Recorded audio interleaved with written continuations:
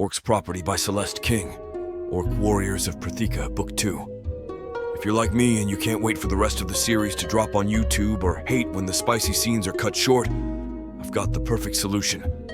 Go to worldsofprotheka.com to gain access to a never-ending collection of beastly romances and find countless unabridged audiobooks, including this one, that give you exactly what you're wanting. Every last naughty detail. As a special thanks for listening on YouTube, use the code YouTube30 to get a 30% discount on all digital products you purchase. You're listening to Orcs Property by Celeste King. Chapter 1. Jane. Horan is getting heavier by the minute. I don't know how much longer I can keep running, but the orcs hot on our trail is fair motivation. My limbs are quivering, and my breath comes in ragged gasps as I chase our freedom, with my young nephew in my arms. He's denser than most children, but that's because of his half-orc heritage. Everything else about him is fully human, including his average strength, for a 3-year-old. There's not a drop of his father's blood that expressed itself in his features, which is why we're running. I shouldn't have to save a child from his own father, but here we are, fleeing the battle-frenzy clan for our very lives. The border is getting closer. I can feel it. Horan is so heavy, my muscles threaten to surrender. But he links his little arms around my neck and whimpers. It's a sound that spurs me faster, even as the pounding hooves of the orcs' mounts are closing in on us. With him latched to my front, I slip through a narrow passage between 2 trees. I'm lean compared to the bumbling orcs, which gives us the advantage of stealth. To my great relief, they halt, vaulting curses at us through the branches. They'll find a way through, but at least it bought us more time. Once we reach the border, they have no reason to pursue. Their only command was to kill Horan, and they needn't worry about a human woman and a child, alone in the wild. We'll be as good as dead to them. That bastard Hiriel did this to us. He did this to my sister, but I'd never regret Horan. He was the sole blessing that came from their union. If only he'd taken on some of his father's qualities, he might not have been shunned by the orcs of the battle-frenzy clan. They were going to kill a child. My sister is dead because of them, because of Hiriel and his deep-seated greed, and he was willing to dispose of his own son after taking everything from her. I couldn't stand by and let them steal him away. I took a beating just trying to protect him. It was the rumour that came of another half-orc child with human qualities and unusual strength. Instead of just ignoring Horan like he always did, Hiriel began to pay attention to his son. The chieftain's focus is bad news, worse, because his patience is so thin. He forced my nephew into trials that could have killed Horan, and found him lacking. He's a child, I'd told him, but he didn't care. He expected to see his own qualities, and when the boy expressed none, he told his men to get rid of him. That was when I had to act. Despite the beating they'd given me, I'd eloped with Horan into the night, no question. That was 3 nights ago. Without food or water, my mouth is parched. I push through the darkness, underdressed for the constant cold and hard ground. Horan squirms with discomfort against me, and I stroke his back with as much calm as I can muster. Hush, it's okay, Horan. I don't know how I can still talk. My throat is ragged from the constant overexertion, and my body is failing. But I still manage to find the strength to reassure him. My only mission is to see him live another day, hopefully in peace somewhere, with other humans around him. Better that he never knows of his orc heritage. They only bring misfortune and pain to us. I've never seen otherwise. How could they execute a child? It is unimaginable, but we're living proof of their cruelty. My injuries have long since stopped aching in exchange for the burning fatigue building in my limbs. If we could find a safe place. My body jerks forward when I hear their pursuit. Somehow they manage to get through the thick forest. I throw myself over fallen logs and the thick underbrush, the sky getting darker with each passing minute. That's good and bad. Good because the dumb orcs don't have the greatest vision in the evening, and bad because I don't either. At least they'll give up and make camp, They love battle, but they hate a chase, and that's all I've been giving them for 3 days. They have to be tired, right? I have to bet on it, or my heart might give out right here. I leap over a log only to land on another one that gives with the rot. I yelp as I roll forward, keeping Horan from the worst of the fall, and right myself in the same motion. My heart is pounding in my ears, deafening me to their pursuit. I can't tell where they're coming from, hoping beyond all hope that they'll get lost somewhere along the way. But they're orcs, and as stupid as they are, they're also brutishly stubborn. They'll do anything for a victory. I lunge forward, and, though the foliage is thick, I see an opening, and the fading pink sunset beyond. Tears burn my eyes. We've made it to the border. Another 100 feet and we'll be free of them. Maybe the next clan will show us mercy, though I won't hold my breath. Orcs are all the same. Horan's little face burrows into the crook of my neck as I tear through the last dozen yards. Can he feel my excitement? My relief? Does he know how hard his auntie fought to keep him safe when the whole clan was against him? Anger fuels my last mad dash. Afterwards, I'll be spent and useless. My body will fail, my tendons will snap with the strain, and that's okay. I'll have done everything I can for him. I know my sister would have done the same for my child if our roles had been reversed. The Battle Frenzy clan's territory is vast because they're greedy and bloodthirsty. They've destroyed the other clans in the area, stolen their resources, taken their slaves, and made their home in the valley. But I beat them. I made it, and because of that, Horan will see another day. I consider what happens next for us. What will I do with a child on my hip, all alone in this hostile world the orcs have fashioned for us all? I mourn his future, but at least he'll have one. My lungs burn with exhaustion. Maybe I shouldn't think about that just yet. I need to guarantee it first. I stumble forward and break through the clearing. But it's not a clearing, it's a muddy slope that cuts hard and fast down a hill. I slip, losing my balance, and Horan. He's too small to recover from the heavy jounce, his little fingers reaching but missing me. "Auntie!" he cries, the horror of losing him becoming too real. I feel the eyes of orcs on me as we tumble down the soaked terrain, smug and hateful. They're gloating over their victory. I can't fail in this. If they get their hands on him, they'll execute him for nothing more than what he is. It's up to me to keep him alive, and I can't afford to fail. I regain my footing and slide down the steep terrain, the path slippery and dangerous. There are rocks beyond, and if he hits them, he will die. I lunge off a jutting rock and reach, missing him by only a hair's breadth. Horan! Chapter 2. Jiwal. When I can smell myself, I know it's time to bathe. Most orcs will go months without gracing a source of fresh, running water. Even a deep puddle would do them enormous good when their foul odors become suspicious. Me, I can't stand the scent of bodily filth. I'm not like my kin, in that they're proud to bear their scents openly, like wild hogs. If I haven't bathed in 3 days, then it's likely I don't have a pulse. I have a spot, far from our usual routes, that sits against the border of another tribe. We maintain good relations with them, and it allows me to swim in the lake. I can't say exactly where one territory ends and the next begins, but at least I won't have spears vaulting down on my head. And the other orcs in our clan don't know about it, so they haven't had a chance to darken its waters with their filthy flesh. It's my little haven.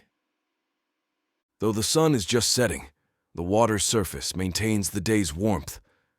I slip out of my clothes and take a dip. The further I venture, the colder it gets.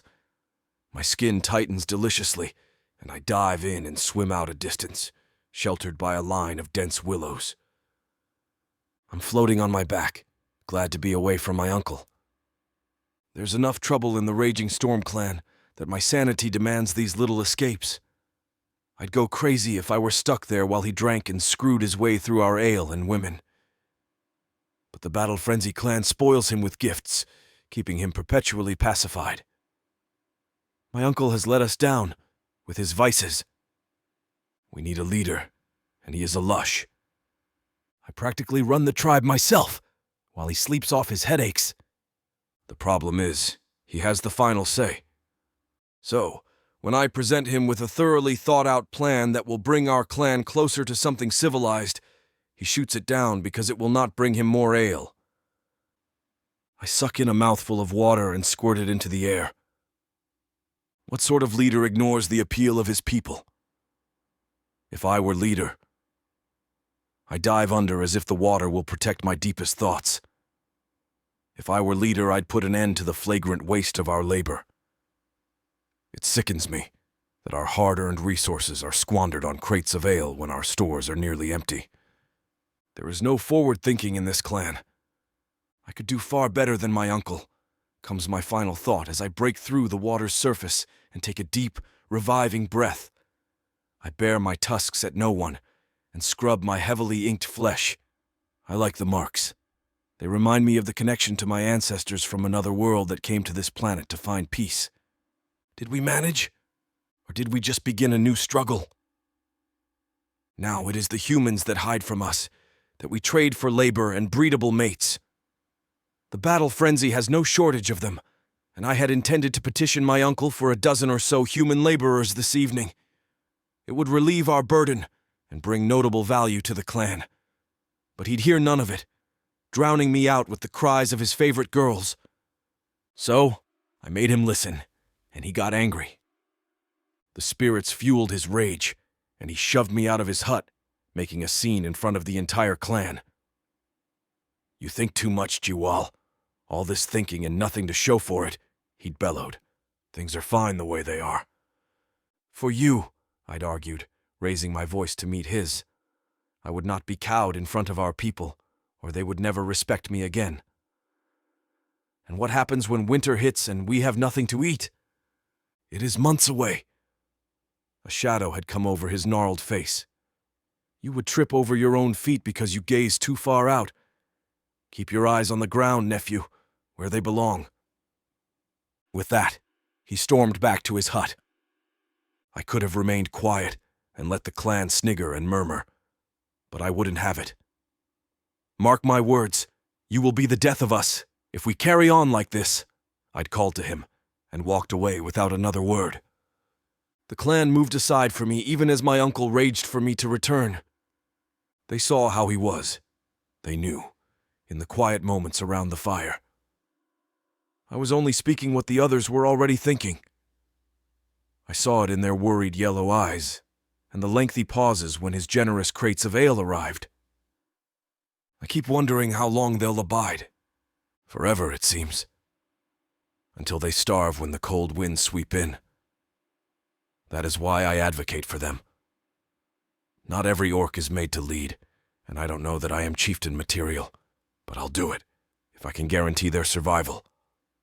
I rise, the water cascading off my lithe form in rivulets, and slog back to shore where my clothes wait for me.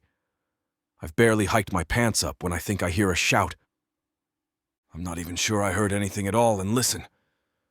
The first sign is loose clods of mud rolling down the side of the embankment, then a blur of golden hair and pale skin that tumbles after, landing in a heap some distance from the water's edge.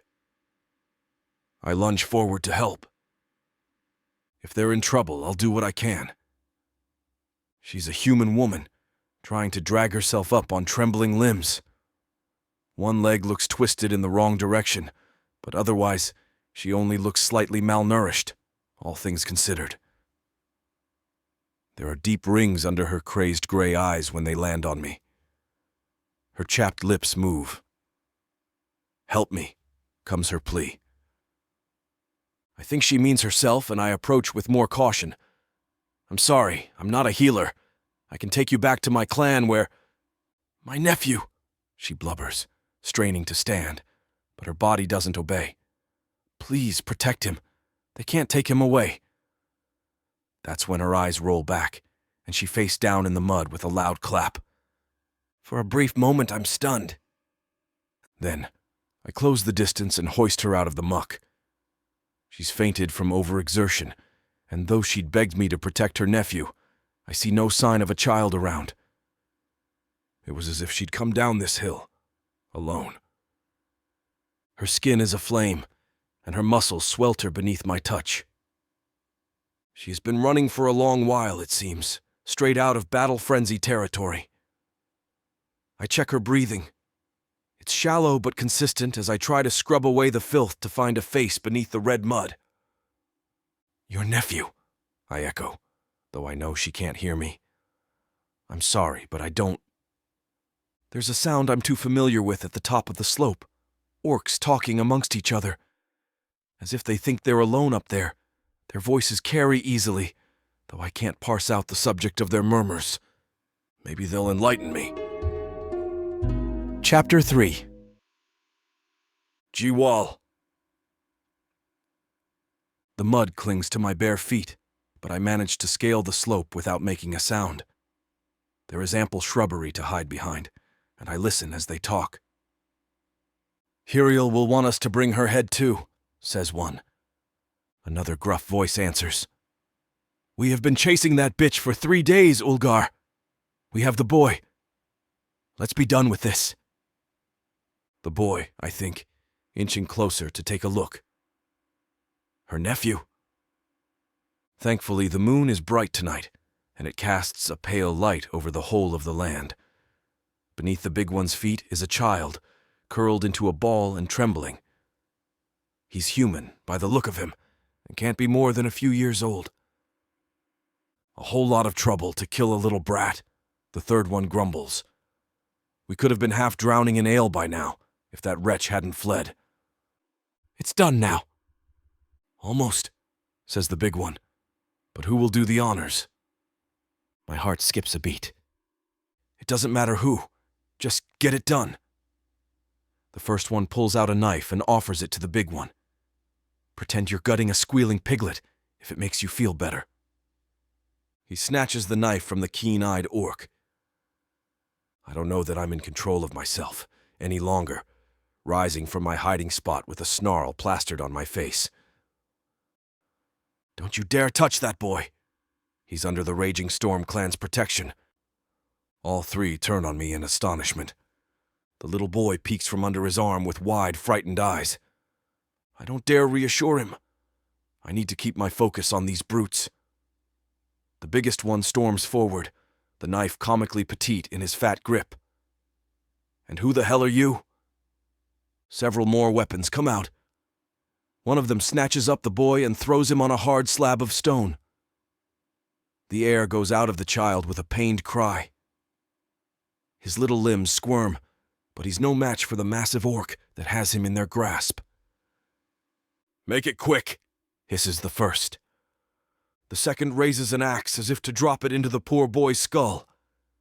I remember the woman's desperate plea, gritting my teeth as I whip past the big one and catch the axe wielder in a grapple, taking him to the ground before his blade finds its mark. The others lunge for the boy, so I scramble free and sweep the kid into my arms.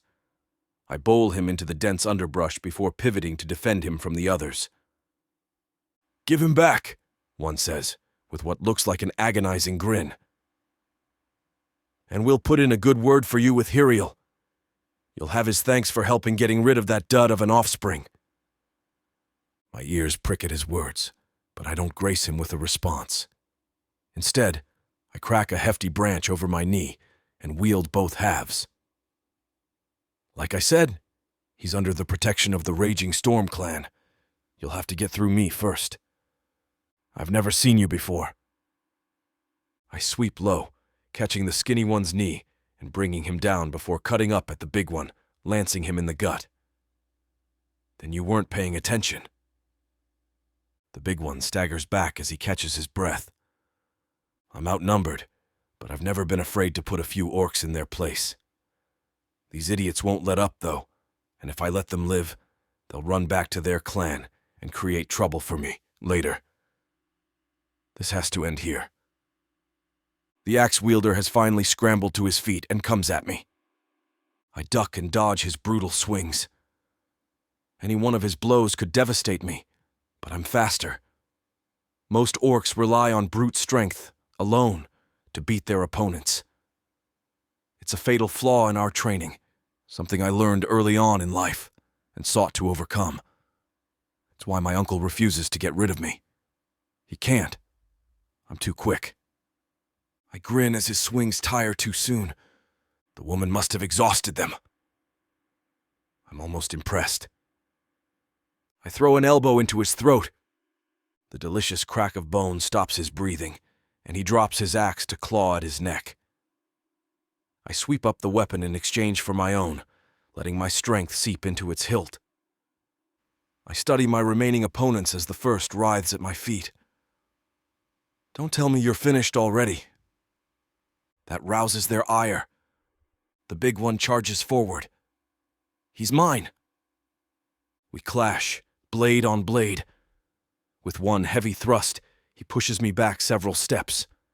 I strain to keep my ground. The boy is only a few feet behind me.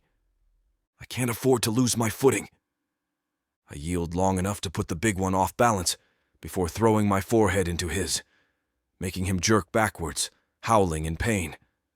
He drops his child's knife as blood leaks into his eyes, blinding him. And with that, there is only one left standing. The suffocating orc has since gone still, his eyes bulging in death. The big one, which the keen-eyed one had clearly been betting on, was incapacitated, which leaves only him. His eyes widen as he dropped his crude spear, then takes off running.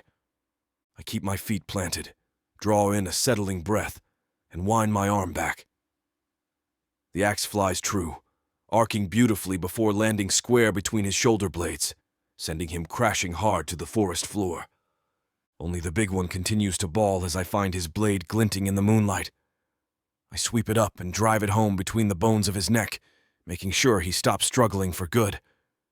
Then, I track down the other one. The axe is sunk deep, but I have to be sure. I nudge the body with my toe, fully expecting him to rise and cripple me with some hidden weapon. But he is still. When I roll him over, blood is leaking from his blistered lips, and his eyes bulge like his friend's. I glance to the underbrush where I'd left the child. Unlike these clumsy oafs, I move near silently forward. I'm sure he'd had a right scare after all the upset. No doubt he'd seen me take them out. I won't expect him to trust me. Not right away. I find his gleaming eyes. My next words are gentle. There you are. Can you come out for me? I promise. I'm not going to hurt you. He only blinks. Your auntie is just down the hill over there. I can bring you to her. I put a hand out that's clean, despite having killed 3 orcs in a matter of a minute. He's so small, I wonder how much he can actually understand. But finally, on soft little limbs, he crawls out of the bush and takes my hand. Auntie. Yes, I say with a smile, hoping it's reassuring. What's your name? His pudgy fingers trace the tattoos over my wrist. Horan. Well, Horan. I consider that is an orc's name. Do you mind terribly if I carry you down the hill? His little mouth turns down, but he nods. I scoop him up with care, tucking him against my hip. His touch is soft as he tries to wrap his arms around my firm waist. Your auntie will be all right. She fell asleep because she worked so hard to keep you safe, but now that's my job. Okay? He only clutches me tighter, his little head lolling as if he's too tired to keep his eyes open any longer. I slide down the hill with practiced caution, wondering how hard they were made to run. The woman is incredibly brave for holding out so long against ravenous orcs. She deserves more than to die, broken and covered in mud. I'm glad I chose to bathe today, or neither of them would have seen another sunrise. Chapter 4. Jane. Wakefulness drags my eyes open, but I'm blind to my surroundings. Where is Horan? I throw myself forward, expecting to discover rough bramble and possibly Horan's little body somewhere nearby. Instead, I get tangled in strange-smelling bedsheets. I kick with my good leg and struggle, rioting to be free before I am, long enough to hit the hardwood floor on my back. The breath is stolen from my lungs and my limbs are on fire. But I need to find him. When my body releases me and I can take a gasping breath, I look up to find a cool green gaze. An orc is staring down at me. He's not part of the Battle Frenzy clan, or I would have seen those strange eyes before. There's a calmness to him that his kin don't possess. Most are thick in the head and always boiling for a fight. He seems collected, if not a little confused. Who is he? And better yet, why was I in his bed? My voice returns, strained and raw. A sharp pain is radiating up my leg, which I force myself to ignore. Where is my nephew? He's resting, comes his deep yet calming timbre. You've been asleep ever since I brought you back to the camp. It's nearly morning now. I rise on my elbows to assess the damage to my leg, taking extra precaution this time. Which camp? The Raging Storm clans. I rack my brain to remember where I'd heard that name before. Hiriel had mentioned it a time or two, but everything's foggy. Pain and sleep still have their claws in me. Why did you bring me here? He glances down at my busted leg, which has been set with a rough splint. You were injured from your journey. I scoff without meaning to. Journey, I think. Sure, he can call it that. When I realise he's waiting for me to elaborate, I swallow hard. You're not going to give us back to them, are you? I didn't intend on it. He kneels down as if to lift me back into bed. You two are here in secret after I smuggled you in last night. I'm not exactly keen on getting caught. With the utmost care, he returns me to the soft mattress. I clutch his strong, tattooed shoulder for support until I can fall back into the pillows. Does he want something from me? I tremble to think of his plans for us. But there's something different about this orc. He's not quite as large as others of his race, so much that I don't feel infinitesimal in his arms. And his lean body wasn't built for brute strength, not like the orcs I've known. Still, he's an abundance of lean, powerful muscle. I wouldn't have a prayer if I tried to outrun him. He withdraws once I'm settled. My name is Jiwal. Your nephew is just in the other room with Naziel. I wouldn't have brought you two here if I didn't think you'd be safe. My gaze slides to the door, which is far too nice for an orc's residence. In fact, the walls and ceiling are still intact, which is rare for buildings like these that were built long before the orcs came and destroyed everything. I want to see him. Not yet, he says, his fathomless calm grating on my nerves. He's my nephew, I growl. Let me see him. As he's about to counter, the door opens and a weathered old orc steps in with the gaze of a healer. I startle and try to rise, but Jiwal stops me with a gentle hand on my shoulder. It's okay. Let him take a look at your leg. I screw my lips shut as the healer approaches. After running for 3 days, all I want to do is ensure Horan's safety. It's beyond imagining that we survived the Battle Frenzy clan's chase, and I won't believe it until I see him. They had mounts and resources to guarantee their success. I was running on steam, most literally. The healer assesses my leg, poking and prodding until I'm screaming behind my teeth. The quiet Jiwal remains beside me, like he owes me some debt I'm not aware of. I don't want anything from him, other than the one thing he won't give me: my freedom. I can't stand any of them touching me, but here I am. The splint is undone and rewrapped with surprising efficiency and sterile bandages. Even though the healer's hands are large, they tend to my wounds with the precision of a doctor. I'm almost impressed, but it's impossible to forget the promise of Horan. Let me see him, I appeal with more emphasis. Please, Jiwal. Something flashes in his eyes. Regret. Guilt. It's gone before I can identify the emotion, his expression painfully neutral. You've been injured from a serious fall. I want to make sure you are able to stand on your own before you see him. I glower at him as the healer works on my busted leg. She can walk, but she'll need support. He looks at me with a serious expression. If you feel any weakness or increased pain, stay off it. You shouldn't be walking much for the next day at least. My nostrils flare. I'll walk whenever I damned well please. I wouldn't advise it. He glances at Jiwal, issuing a look that tells him to keep an eye on me. If you want to be able to run again, it's best you stay in bed. Jiwal has done a decent job looking after your injury, but you could make it worse by adding stress. If you must walk, stay off it when you can. There's no reason for this to become a lifelong injury. I bite my lip and look away. How much longer could I possibly live under the care of orcs? They destroyed my sister and nearly destroyed us last night.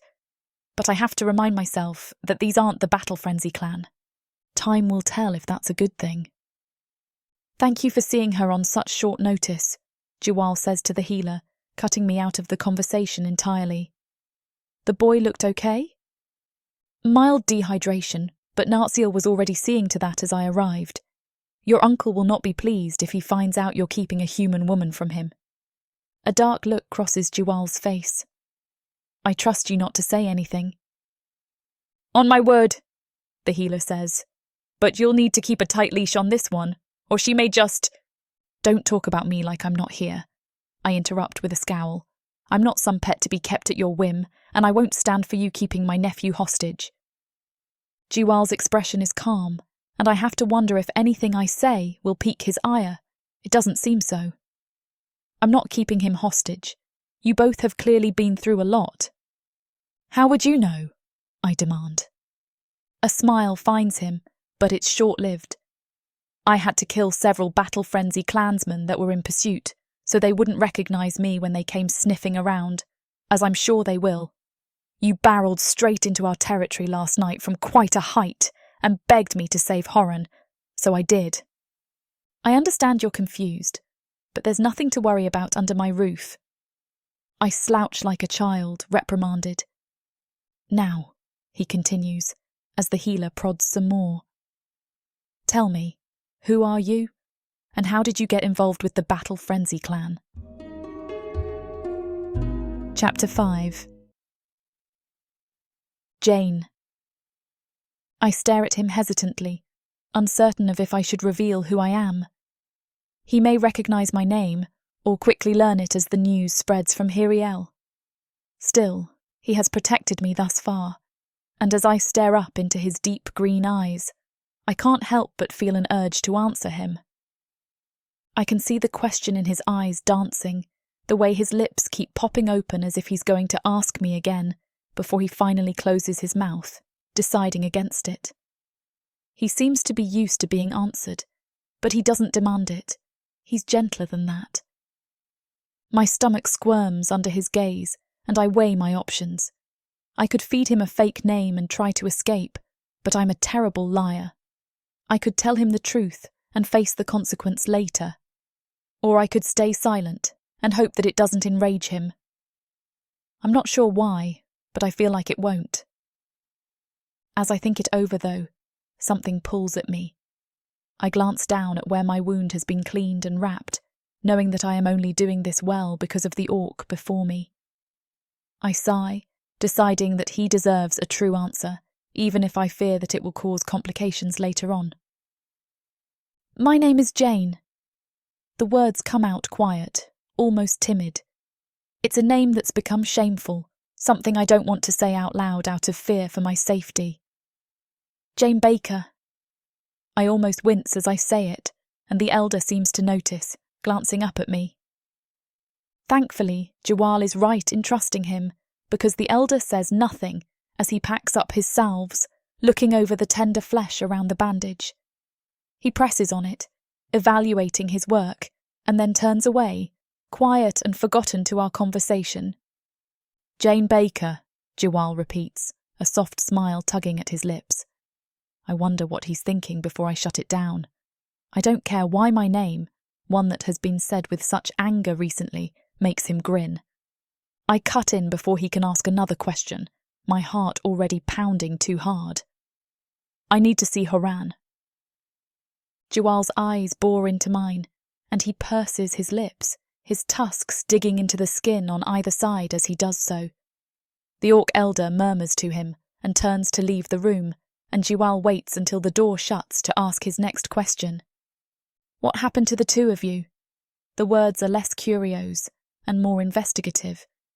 His eyes rake over my body, and I know that he must have seen or heard something last night to make him interested.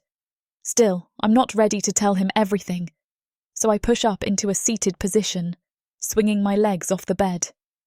Jiwal moves to stop me, but I slide to the ground around him. I try to adjust my clothes and run my fingers through my hair, limping towards the door nonchalantly. Maybe if I'm casual enough, he won't rush to stop me. My theory is proven wrong as I reach for the door, even as I keep my eyes on the mirror on the wall, like I was just trying to recompose myself. Jiwal's hand catches my shoulder, turning me back to face him. Jane! My breath catches in my throat as he says it, making me wish I had never been honest with him. Tell me what happened. I bite down on my bottom lip, feeling too reluctant to trust him to open up. I especially don't want to reveal Horan's identity, but a part of me wonders if Jiwal could really help us. I'm torn inside, a war raging when he leans down to catch my gaze. How can I help you if you won't be honest with me? He murmurs, his voice kind. I need to know what situation you and the kid are in to get you out of it. I shake my head firmly, not wanting to tell him. He might run to Hiriel as soon as he knows. He might do that as soon as he figures out who I am anyway. Jiwal sighs. I heard something last night after you passed out. I went looking for the kid, trying to find him for you, and I heard the Battle Frenzy orcs talking. They said they wanted to kill the child. I snarl out of reflex, shoving him back and barking, "It's none of your business."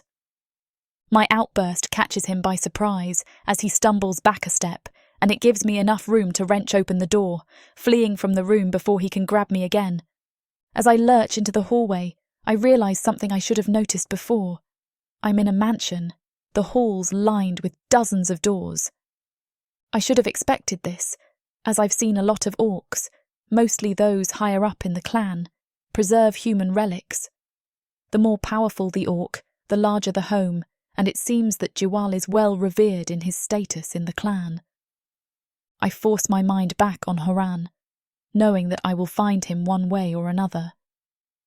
I shove open the door closest to me to find it is a closet.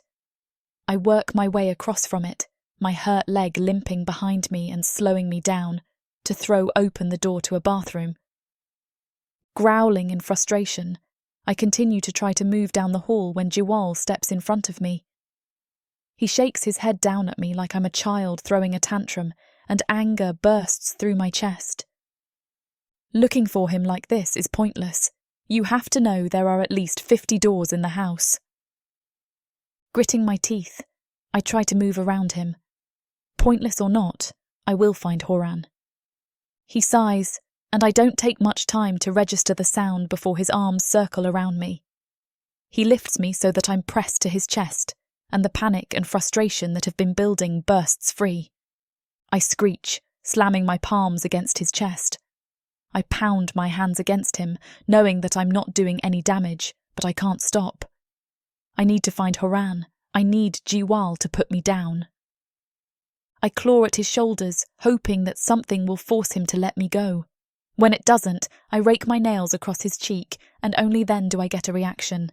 He grabs my wrist, pinning it to my chest, and lets out a low growl, a warning, I'm sure. I'm about to launch into another scream, to announce that he can't separate me from Horan, when he pauses outside of a room 5 doors down from mine. I still, curiosity pulsing through me as he reaches for the knob. He sets me down on my feet as he pushes the door open, and my heart flutters violently in my chest. Inside, Horan is sitting at a small table, which is set up with small dishes of food. A thin orc woman is perched on the edge of a chair, reaching for him. They're both frozen, their faces turned towards the door as it swung open, but the woman's hand still holds a small spoon halfway to Horan's mouth, that I assume she had been feeding him with. Her eyes dart to Jiwal behind me, but I do not care about what the woman thinks. I shift my gaze to the boy who I've been searching for. "Horan!" I shout as I rush inside, dropping to my knees, and Horan clambers off the stool into my arms. I wrap him tightly against me, sighing as I drop kisses over the top of his head. For a moment, I let all the tension leak out of me and feel relieved that he is okay. Chapter 6. Jiwal. Nadziel looks to me as Jane rushes into the boy. I motion to her to stand, and as she brushes past me, I whisper to her, "Tell no one." She nods as she slips out of the room. I know I don't have to remind her to keep my business my own. Nadziel has proven herself plenty trustworthy over the years, and that's why I asked her to stay with the boy while I tended to Jane. I knew that he wouldn't be in any danger with her. I turn my eyes back to Jane, who is cupping the kid's face, rubbing her thumbs down his cheeks.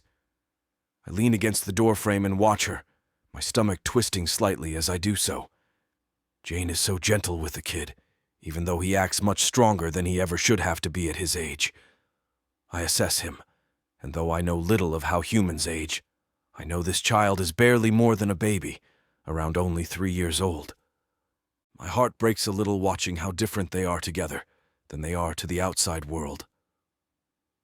Jane was just clawing at me like a ferocious lioness, but with Horan in her arms, she is calm, tame.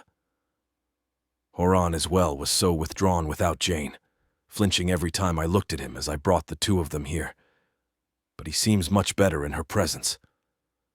The way that she holds on to him makes it clear how much she loves him, and I find it so sweet and kind to see them share that kind of bond.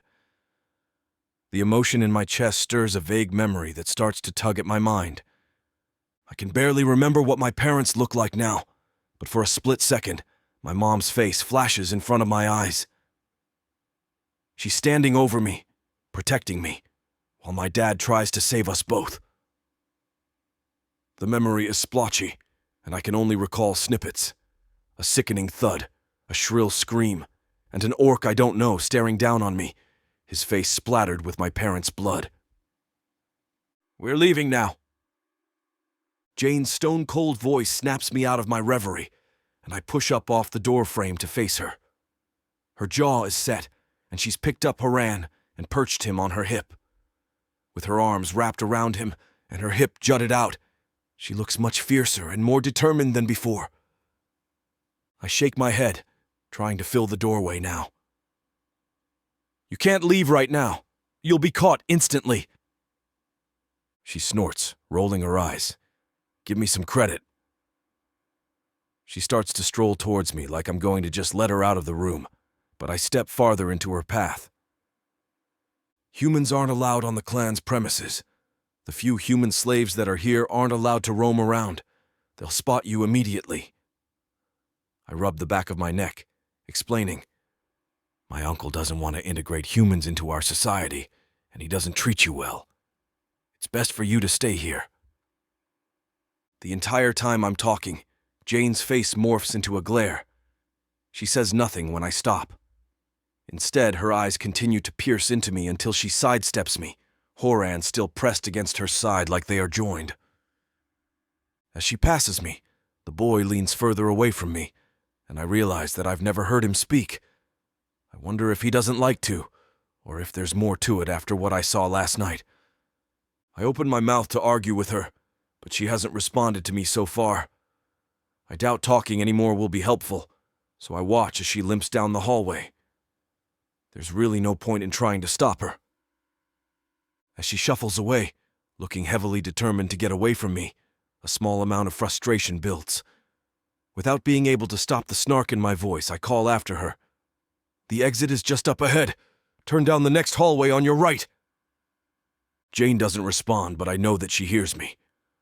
My eyes continue to follow her until she makes the turn and is finally out of my sight.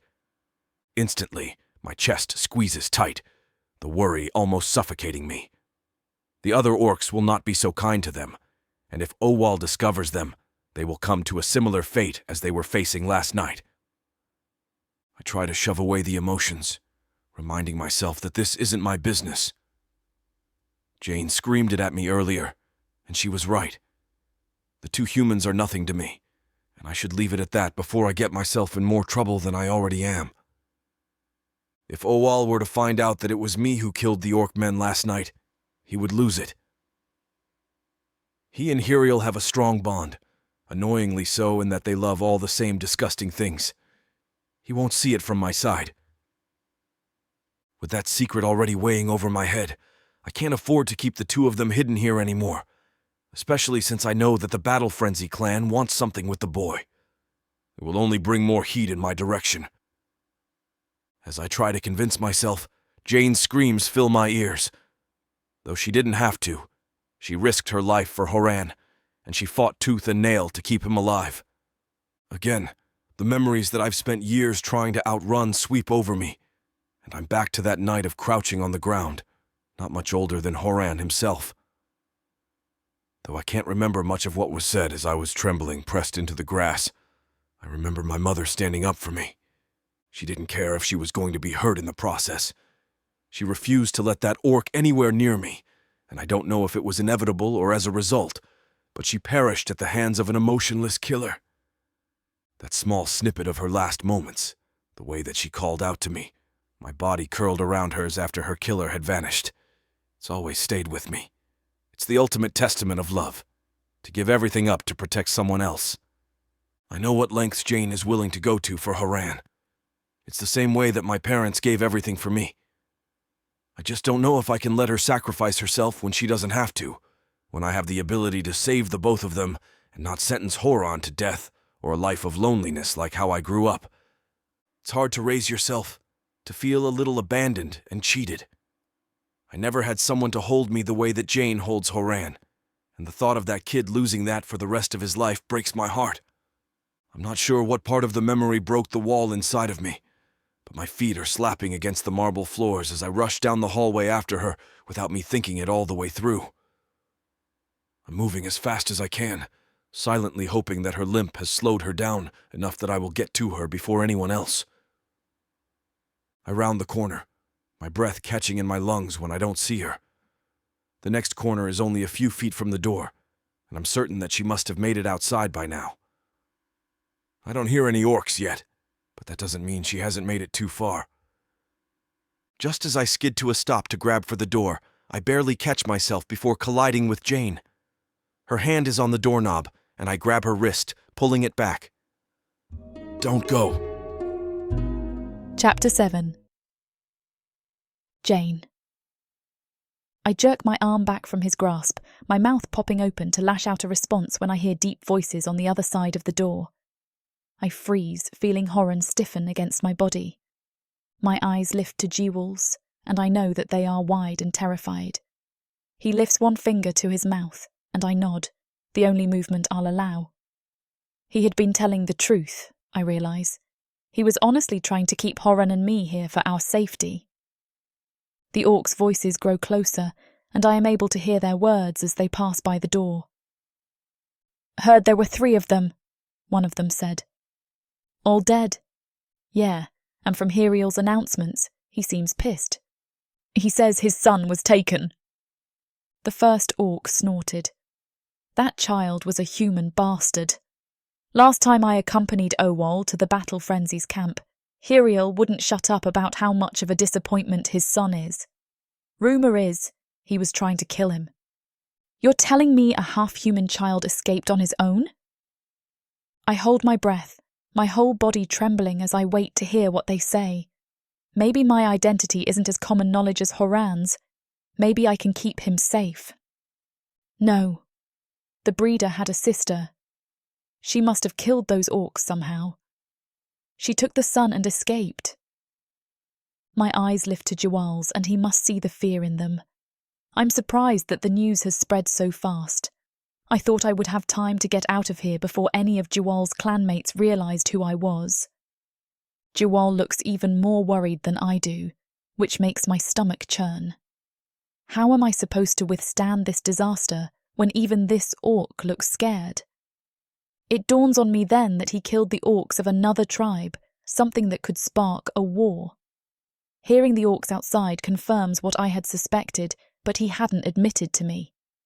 He committed a terrible act, 2 if you count my presence, and now he could be facing a pretty awful fate as well. The voices outside are growing fainter, and I have to shift closer to the wall to hear them better. They are slowly walking away, but I'm able to make out a few more sentences. Hiriel is going to tear apart the land looking for her. He may have let her take the bastard child and starve, but his men are dead now because of her. 3 great orcs for a human life. He snorts, spitting on the ground. What a waste. I'm surprised his men aren't here right now, searching our lands in case she slipped on this side. Horan's fingers dig deeper into my shoulders, his nails biting at the muscles curving to my back. I don't complain though. Instead, I shift one hand up to rub along his back. He's offering a reward. One of the orcs snicker. How much? His men say he'll pay anything that's asked of him. For them alive? For their bodies, dead or not? A shiver racks down my spine, but I strain to hear the next words. The orcs have moved too far, and I can't understand what they were saying anymore. Hoisting Horan higher on my hip, I turn my attention back to Jiwal, whose eyes are trained on me. They are dark, darker than before, and I can't tell what emotion is swirling in them, but it doesn't seem good. I'm tense, too tense and worried to think straight, and I know that if I leave this house, I will not make it out of here alive. I hate to admit that Jiwal is right, to rely on an orc to keep me safe when my whole life has been nothing but running and hiding from them. But it's my only option now. The silence stretches between us, but I'm not willing to break it. I'm still scrambling to piece together what my options are, not that I seem to really have any. I have a small child that a chieftain is after, a practically broken leg that is slowing me down more than I want to admit, and I'm trapped on a base that doesn't like or allow humans. Wow, I'm screwed. Jiwal shakes his head, and his eyes seem to clear a little.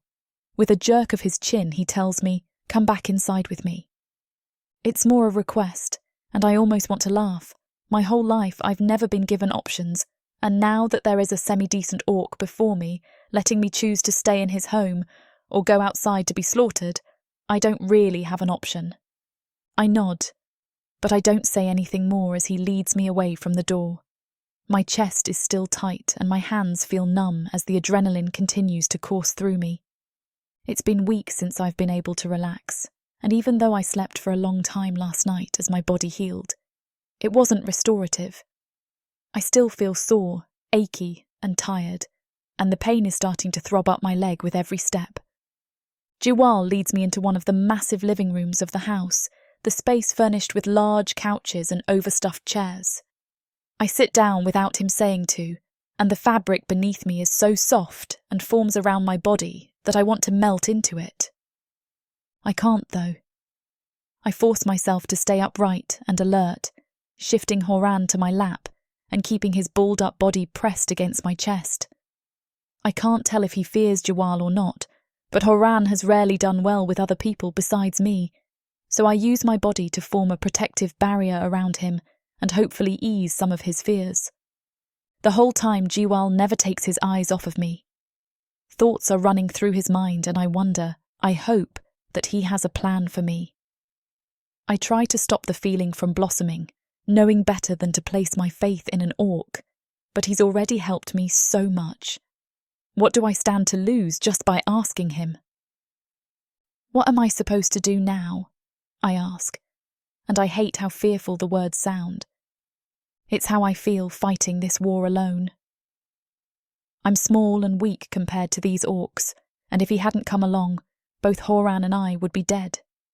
It's exhausting fighting a losing battle, and I'm tired of doing it all alone. That doesn't mean I won't if I have to, I remind myself. Jiwal runs a hand down his face, and I can see that smile jerked at the corners of his mouth again. I almost snap at him, wanting to know what's so amusing, but I bite my tongue. He's been patient enough with me, and I could stand to learn that. He sighs, finally answering, "I can help you, both of you." His eyes drop to the floor as he shakes his head ever so slightly. "I have a proposal."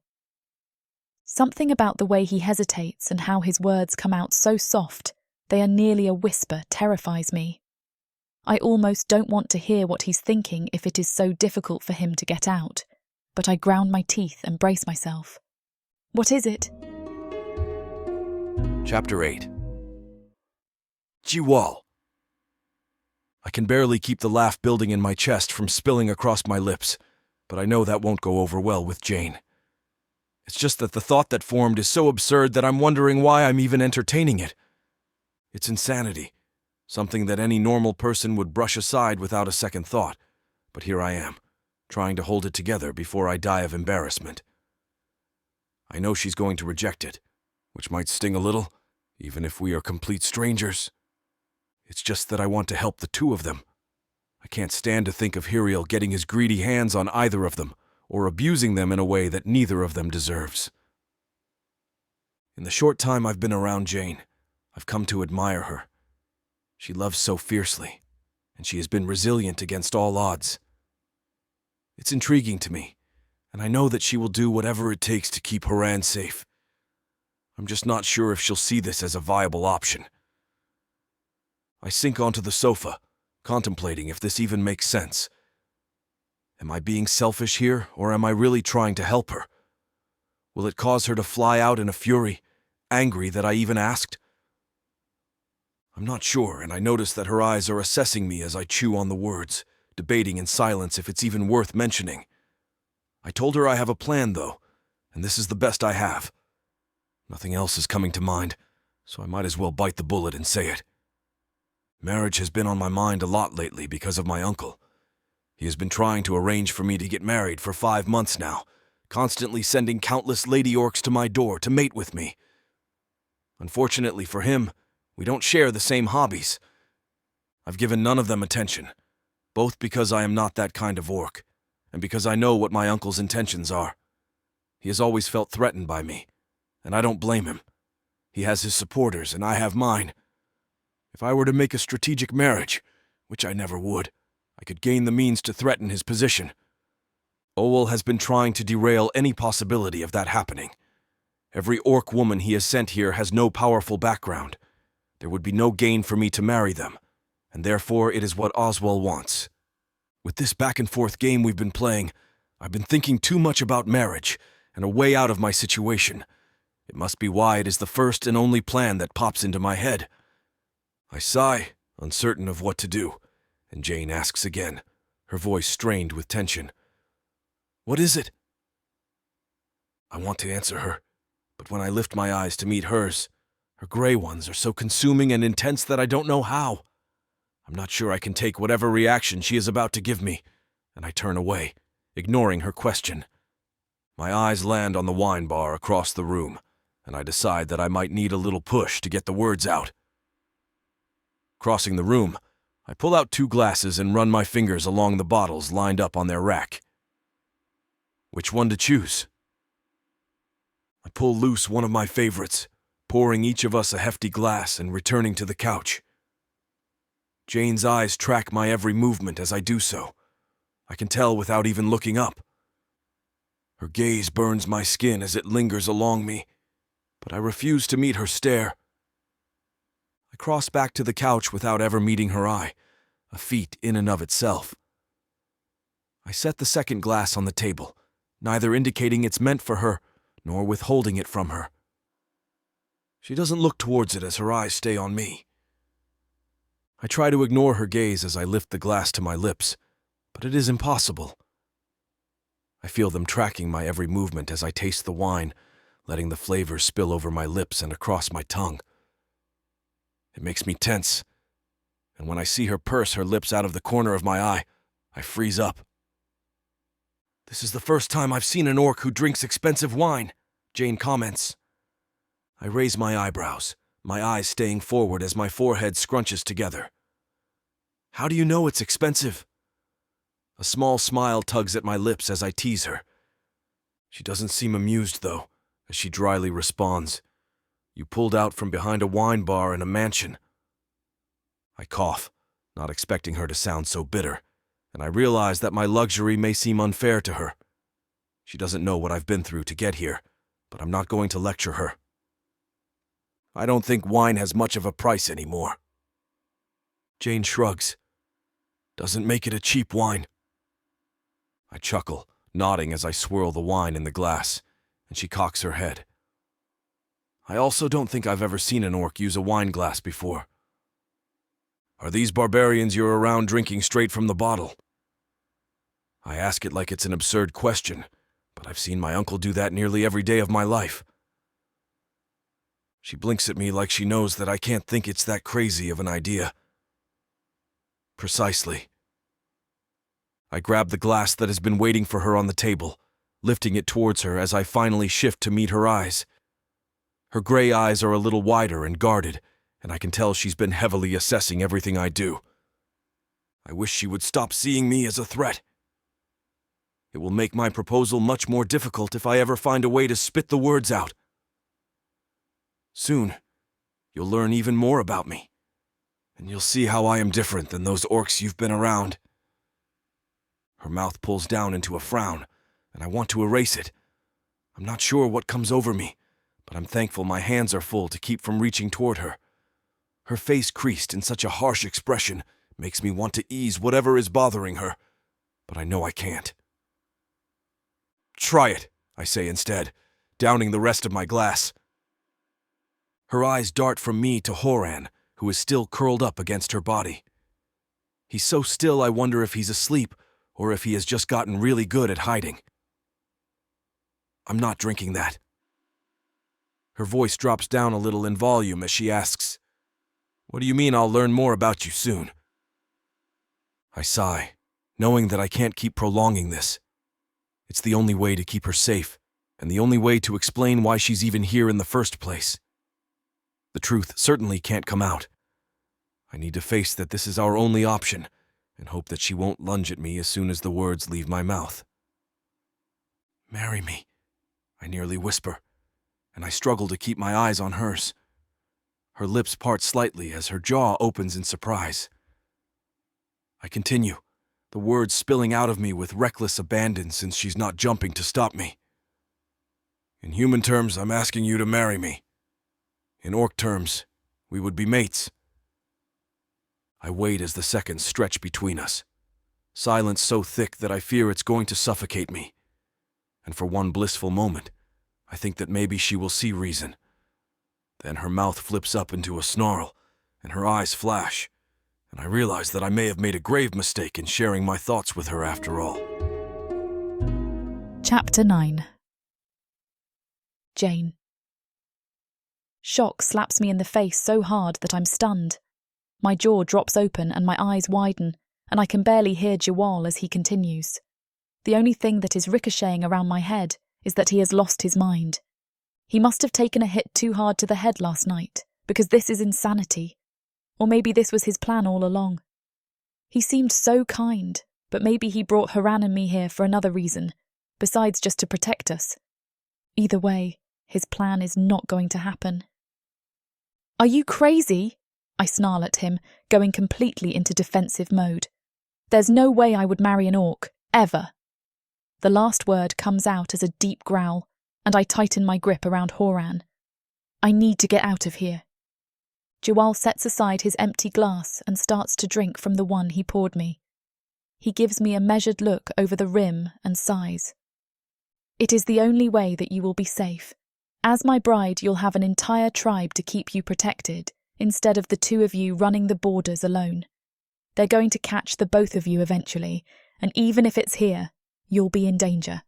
I can't keep you safe unless you agree to this." His eyes drop to the floor as he taps his fingers along the outside of the wine glass. He seems nervous, almost fidgety as he averts his gaze, and I wonder what else there is. He's holding something else back. Quietly, he mumbles the answer to me. "You'd also be doing me a favour." If Horan wasn't in my lap, I would have leapt to my feet, shouting that his noble actions were really selfish. Instead, I grind my teeth, clenching my fists as I force out, "How?" Jiwal rubs the back of his neck, and his eyes peek up to look at me. 2 deep emeralds framed by thick lashes. My uncle is the chieftain of our tribe, and he fears me growing more powerful than him. As a way to diminish this, he's been sending women orcs for months to seduce me in hopes that I'll marry one of them. What does that have to do with me? It sounds like you have plenty of girls to choose from that will be much more willing than I am. He shakes his head sadly. I'm not like my uncle. I find value in people, and I don't wish to marry for power or gain or pleasure. He's sending these female orcs here so that I won't marry a powerful one, but I want to marry for the right reasons. I bow up at him even as my mouth runs dry. What are the right reasons? To protect someone you care about. His voice is soft, and I almost melt right there at how sweet he sounds. It may be as simple as being the best mate for a person, and a marriage will strengthen the one that you love. He sets the wineglass aside and reaches for my hand. Or it may be keeping a furiously passionate aunt and her nephew safe from some people I don't like anyway. Jiwal shrugs. It will help us both out. My uncle will stop his advances and you will be protected. Here you will have shelter and food and medicine, and you must know by now that you are in no danger with me. I chew on that, unable to argue with it. He is the only orc I am able to relax around, but that doesn't mean I want to marry him.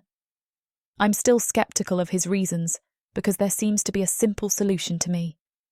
If your uncle's agenda bothers you so much, why don't you just become the chieftain? Can't you defeat him? Jiwal's eyes drop to the floor, and his mouth deepens into a frown. He doesn't answer as we sit there, and I realise as the seconds tick by that he's not going to. In a raspy voice, he asks me again, "Marry me." I shoot up to my feet, holding Horan against my side. I don't understand where he is coming from. It makes no sense at all. He keeps asking me to marry him, and while his reasons for me make sense, his own motives don't. It makes me weary to be here with him when I don't understand why he is offering this. I don't want to trap Horan and I in a bad situation, and if I were to run away after becoming his bride, I truly would have no chance at survival. The main thing that's bothering me is that I don't get what an orc would stand to gain from this proposal. He claims that it will get his uncle off his back, but there are many ways to do that. Why would he suggest getting married when he has so many other options? My heart is hammering in my chest, and my thoughts are spinning as I think this all over. Still, Jiwal hasn't answered my question, and I haven't answered his. I feel suffocated in this room, like I need to get out of here and think clearly. I'm exhausted, afraid, and on edge. Even with that, though, I know that my decision to turn down his proposal is the rational one. Jiwal must not think so because he lifts his face up to me, and I think he is going to explain his relationship with his uncle to me. Instead, when he opens his mouth, he just repeats, "Marry me." I shake my head violently, wondering when he'll get it. Is he going to force me into it? Is he really any different than all the others of his kind if he won't stop pressuring me into tying myself to him for life? At least as his mate, I would be his equal and not his servant. "No!" I shout, both to him and to stop my train of thought. I can't let either go any farther. "I will not marry you." Horan's hands tighten on me, and I clutch him closer, trying to soothe him. I'm not trying to scare the poor kid, but I need to put my foot down. I don't understand the rationale behind this proposal, and I am not about to be suckered into a life like my sister. Jiwal rises to his feet, towering over me, and I realise much too late that being over 6 feet is pretty tall for a human woman, but not an orc. He has to be near 7 feet the way he's able to easily lean over me, but he isn't using his size to be intimidating. Don't reject the idea so fast. Think it over. My eyes are locked on his, and my head tilted back to hold the gaze. I'll give you all day and all night. If tomorrow you still don't want to marry me, I will help you escape from the base, but that's as far as I am going to go. I will not take you out of our borders, and you will be on your own. He turns on his heel, retreating down the hallway without waiting for my response, and my breath catches in my throat. Jiwal is such an enigma to me. Every orc I've ever met is demanding and takes what he wants, but he is giving me options, trying to help. Still, is staying on this base the best decision for Horan and me? What will befall us when others learn that we are here? If Jiwal isn't willing to become chieftain, he doesn't have complete control of the tribe. He may not be able to protect us the way he claims he can. I sink onto the couch, my mind a whirlwind of possibilities, and Horan wraps his arms around my neck. I bury my face into his shoulder, letting down my walls for just a moment as I wonder, what should I do now? Chapter 10. Jiwal. I can feel Jane's eyes boring into my back as I saunter away, but I ignore it. I won't pressure her into an answer, even if I know it's going to bother me all day. By the time I get to my office, my stomach has already twisted itself into knots, and I know from the way my hands are fidgeting against my will that today is not going to be heavily productive for me. I sigh, clasping my hands behind my back and staring out the window. I want to leave my office, but I know that I can't seek her out yet, which I will do if I leave these four walls. Even so, staying locked in here isn't going to make me concentrate on anything. Sir? I don't jolt as Iroh steps inside my office. It doesn't surprise me that he has sought me out, considering I normally have called on him by now. I continue to stare out of the window, my fingers knotting around each other and untwisting over and over in an attempt to burn off my nervous energy. Sir, is everything all right? Slowly, I turn to look at Iroh, his forehead scrunched together in confusion. My eyes rake over him, and for a second I contemplate pushing away my desires. I know that I won't be able to stand the itch at the back of my brain, though, so I level a look at him. I need you to gather information on someone for me. It's not his usual task, but Iroh doesn't react to it. Who? A human named Jane and her nephew Horan. A flicker of surprise dances through his eyes, but he doesn't ask questions. Instead, he inclines his head. I will return. As the door shuts behind him, I find knowing that he is investigating the two people hiding in my home has eased some of the restlessness in my body. I slide into my chair, flipping open a proposal that is waiting on my desk. I try to bury myself in work for 3 hours, most of which I end up just staring out of the window, when there is a soft knock at my door. I jolt upwards as I wait to see who is on the other side, and I fight against a satisfied smile when I see Iroh in the doorway. That was fast. It didn't take long to catch wind of who she is, he murmurs, pressing the door to my private office closed. Everyone is talking about her right now. Because of Hiriel. Iroh nods. I have heard, but I do not know why. I just know he wants the boy dead, and most likely Jane too, from her involvement in the boy's escape. She is Hiriel's lover's sister. The boy, Horan, is a human-orc hybrid, born to Hiriel himself by Jane's sister. The mother died in childbirth, and Horan does not exhibit any orc attributes, so Hiriel ordered his death. Now, he's still pursuing them to make a point, I muse, twisting in my chair. He's not going to let this go. Hiriel cares too much about getting what he wants. I don't normally have such loose lips, but I trust Iroh. I know of his disdain for my uncle, and I am certain that he would never betray me. Iroh stalks closer, placing a hand on the edge of my desk and leaning closer to me as he says, Hiriel is offering a reward for anyone who can give information about who killed his 3 men. My heart stutters for a moment because that is a complication that I do not have time for now. I thought the girl did it. Hiriel doesn't believe a human could kill an orc. He's convinced that someone else was involved. Iroh's eyes are shining as he stares down into mine. His voice is soft, almost uncertain as he asks, What did you do? My fingers brush along my bottom lip as I think, trying to sort out what to say. He knows that I wouldn't be looking into this girl for no reason, and I don't feel that I have any secrets to hide from Iroh. I've positioned myself in a really thorny situation. I rescued the child and woman when I found them running from the battle frenzy orcs. I didn't set out to kill the men, but I had to protect myself and the boy. Iroh's mouth pops open in surprise, his jaw going slack.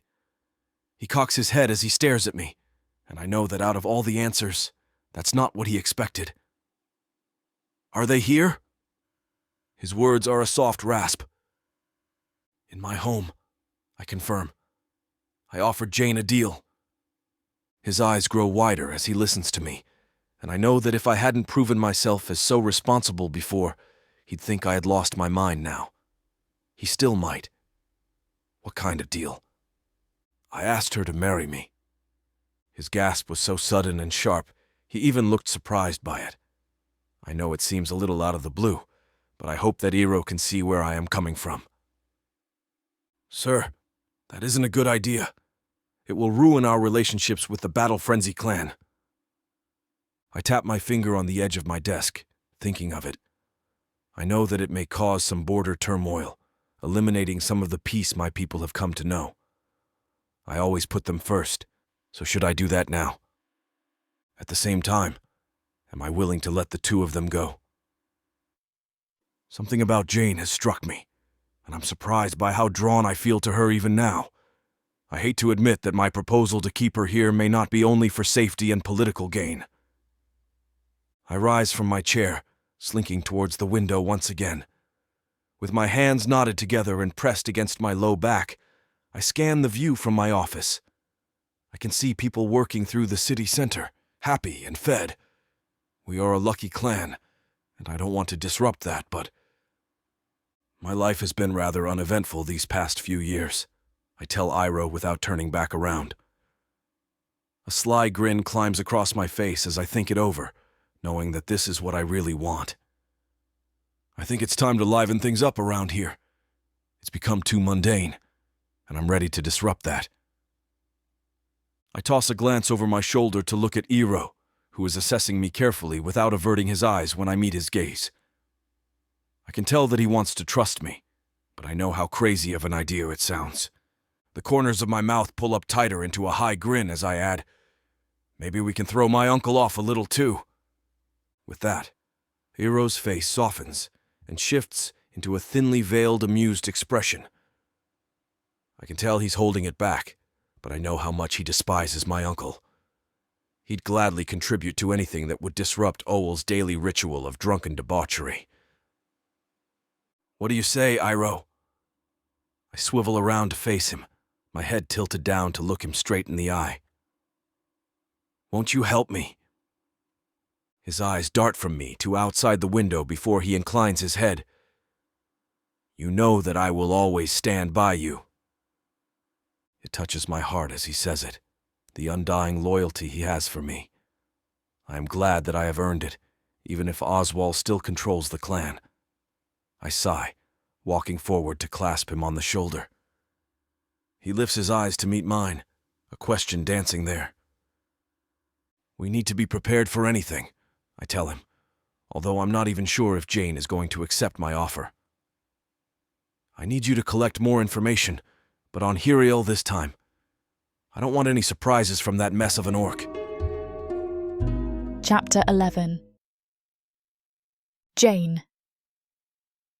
I twist in the bed for the 100th time tonight, my mind too busy to let my body lay still.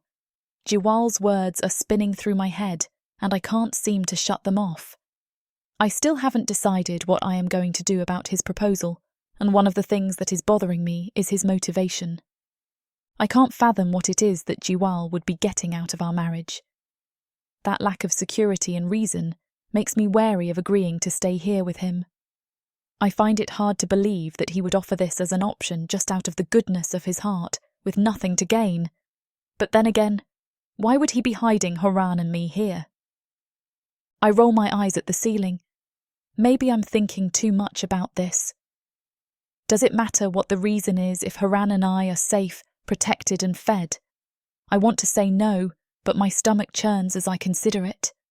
I bite my lip as I roll around, an absurd thought dashing through my mind. Is it possible that Jiwal is actually interested in me?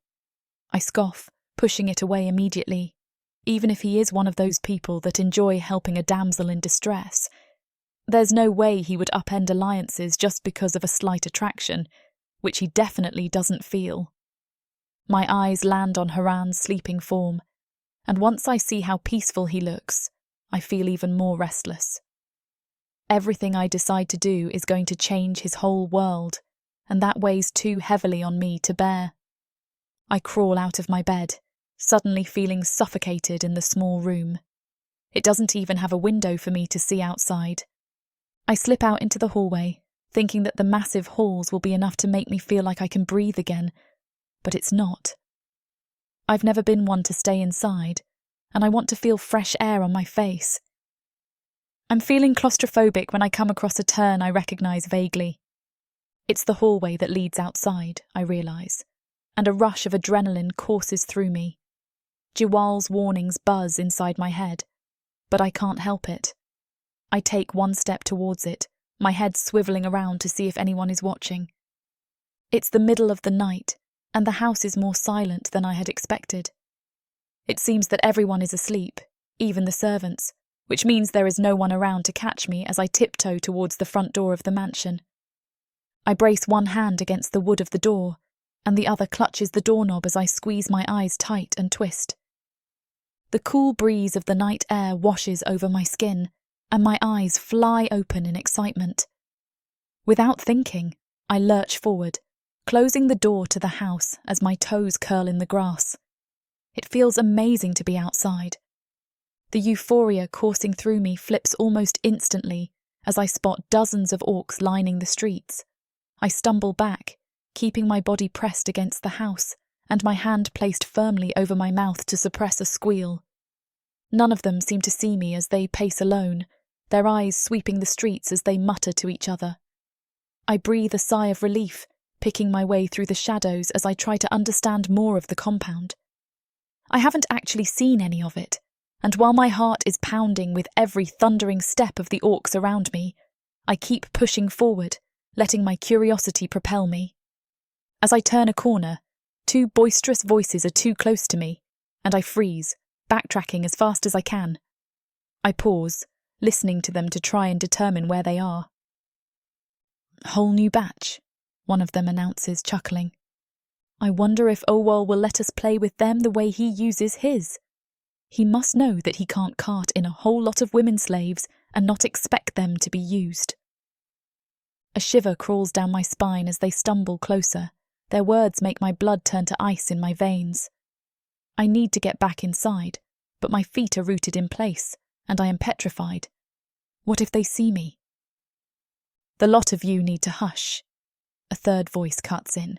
"You both act like Owal is carting in objects, but they are living creatures. You know how Lord Jiwal feels about the abuse of those women. Leave them be." The louder one responds snarkily. "Chief Owal allows his men to do whatever they want to the slaves. They practically are just objects, something to be used and replaced." I feel like I've been punched in the gut, and I have to take deep breaths through my nose to stop the bile rising up my throat. I can already taste it on the back of my tongue, and I'm sure that the sounds of my hurling into the grass will give me away. The more civilized one snarls at him. "You are not one of Owal's men. Lord Jiwal does not allow the mistreatment of anyone, and you know that." Heavy, thudding footsteps storm past me, and I hold my breath as I watch the three of them come into my view. The two larger ones are grumbling as they follow the front man, the one who insisted that Jiwal is different. Almost subconsciously, I edge forward, eager to hear more. I'm not sure how I feel about the comment that he just made. Could it be true that Jiwal really is different in the way that he claimed he is? The thought makes my head spin, and as desperately as I want it to be true, I can't risk my life on a whim. I can't just trust an orc to protect me. If that is the case, though, why haven't I taken Horan and run yet? I'm barely watching where I am going as I pick my way after them, and underneath the shade of a tree meant to block me from view, I don't see the rocks around the base of the thick trunk. I stub my toe violently, and before I can slam my palm over my mouth as I sway against the trunk, a yelp spills across my lips. I whip around before the orcs do, but I'm stuck, my back pressed against the bark as I fight to keep my body hidden. For once, I am thankful for my tall and lanky frame. The grass crunches as one of the orcs approaches me, coming to inspect the sound, and my breath is caught in my throat. My heart is pounding so loud I think that the tree might be vibrating, and I hope that he can't hear me trembling as he approaches. Just as I hear his heavy footsteps land on the other side of the tree, a voice shouts out, "Tarl, come on, man!" He doesn't move for a second, and I'm worried that he's not going to turn around, but then he shifts, twisting away from me, and I listen as his footsteps retreat. I let loose a breath when they finally fade away entirely, and my eyes shift back to the house. With a throbbing ankle, I dash towards the house, trying to stick to the shadows. There are still orcs out here that I'm trying to avoid being spotted by, as I jerk open the front door and fly inside the safety of the house. Crashing back against the door, I suck in deep breaths, trying to calm my heart rate. I had started to feel brave, but after hearing how those had talked about Jiwal, not a single one denying how he stood up for the mistreatment of others, coming so close to being caught, I think I'm ready to move forward. Chapter 12. Jane. My hands are still shaking when I enter the house. It was too close of a call, out there. I need to be more careful, moving forward. Which brings me back to Jiwal's proposal. He's nothing at all like the rest of his kind, something I've come to understand intimately this evening. I hate that I'm even considering this, but it might mean true security for Horan. I'd do anything for him, even this. My steps are quiet as I search the first level, and then the bedrooms. There's light leaking from beneath Jiwal's bedroom door, and I hear the occasional thump or step. I take a steadying breath and issue a whisper of a knock. Where has my courage gone? I think, shaking my head at no one, and knock hard enough to make my knuckles hurt. There's a pause in Jiwal's movements. My heart skips a beat. I'm doing this, I assure myself silently. It's just for Horan. The door opens to Jiwal's surprised expression. "Good morning, Jane." "May I come in?" I ask, keeping my gaze downcast. I don't know that I can look him in the eye, just yet, though I know I won't find an ounce of impatience there. "By all means," he says, opening the door wider and inviting me in. "Is there a problem?" I dare peek around. His room is not just clean, it's fastidiously maintained. I shouldn't be surprised. "Aren't you up a little early?" "I'm always up this early." He leads me deeper into his room, towards a corner with an overstuffed couch and a few chairs. He offers me a seat. "How is Horan?" "He's fine," I say, waving away his offer. "He's sleeping easy under your roof." When I dare to look up at Jiwal, I notice he's dressed in sharp, clean clothes. It's such a difference from the brutes that were patrolling the streets. He's almost presentable, and it seems he knows it. He watches me as I take him in. I get the sense that this isn't a social call. No. He pauses briefly before speaking. "What's on your mind, Jane?" When I don't answer right away, his expression becomes one of concern. "There's no reason to worry about Horan. He's in good hands with his caretakers. They have their orders to make sure he's fed and well managed. You can eat with him at breakfast if you're unconvinced." "I accept," I blurt out. That shuts him up. I witness the emotions blooming over his face, one after another: confusion, disbelief, surprise, realization, and finally, cool acceptance. He looks me over with more thorough scrutiny. "You accept?" "I do," I say. I don't want to begin this relationship, even if it is one of convenience, off of any misunderstanding. I cast my gaze to the floor. Heat crawls up my neck and lights a fire in my cheeks. "I think we can help each other, but What should I do next? The silence is deafening. I glance up at him, unsure of what to expect. Jiwal is looking at me, really looking at me. His gaze scours my face and he reaches for me, his fingers barely tracing the line of my jaw before he drops his hand. A new sort of heat chases through my core at the simple gesture. My mouth goes dry. What have I agreed to? When he nods, it's as if he can't stop. I'll take care of everything. Everything, I echo, my voice cracking. Dare I ask what that entails? He takes a step closer, casting me in his shadow. I have to crane my neck to look up at him, refusing to allow him to make me feel smaller than I am. The heat of him is overwhelming, radiating from his centre like a furnace. Jiwal doesn't answer me. I hate his silence. For once, why can't he be like the rest of his kind and show his hand already? It would spare me the anxiety of waiting for his response. I'm petrified by his attention, realising I've committed to something that sealed my fate. Now, if only I could see the future. What I assume is a reassuring smile breaks over his features. There's no reason to be nervous about this. You know I'll protect you both. It's not that, I say, sweltering under his gaze. I just don't know what it is to be an orc's mate. This isn't at all where I saw myself even a few days ago. He tilts my chin up as if to better observe me. His thumb traces my jaw, and I have to wonder if he's done this before. I swallow hard, trying to keep my head. I don't know. That I have all that much to offer you. Jiwal's green eyes are bright when he finally speaks. Don't worry about that. I have to, I say, batting his hand gently away. I know orcs, and they're more than happy to use a girl up and throw her away when they're finished. But... His brow furrows as he listens. But you're not like them, are you?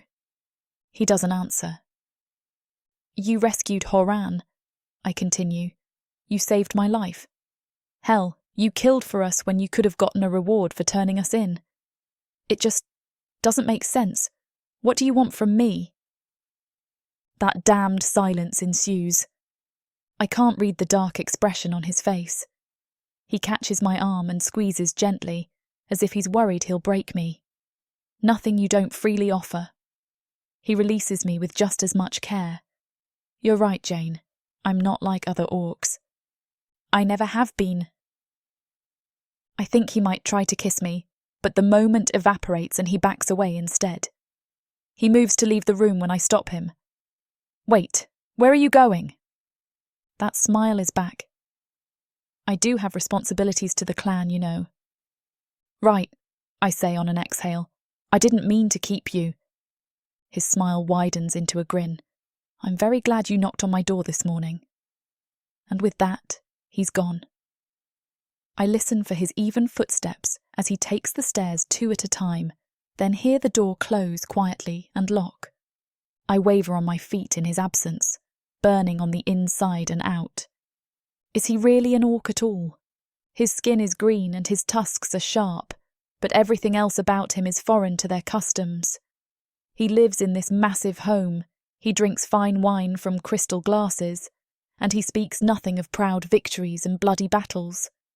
The others in the Raging Storm clan respect him. It's obvious in the way that they talk about him, and how even the elder and his servant have helped keep our secret.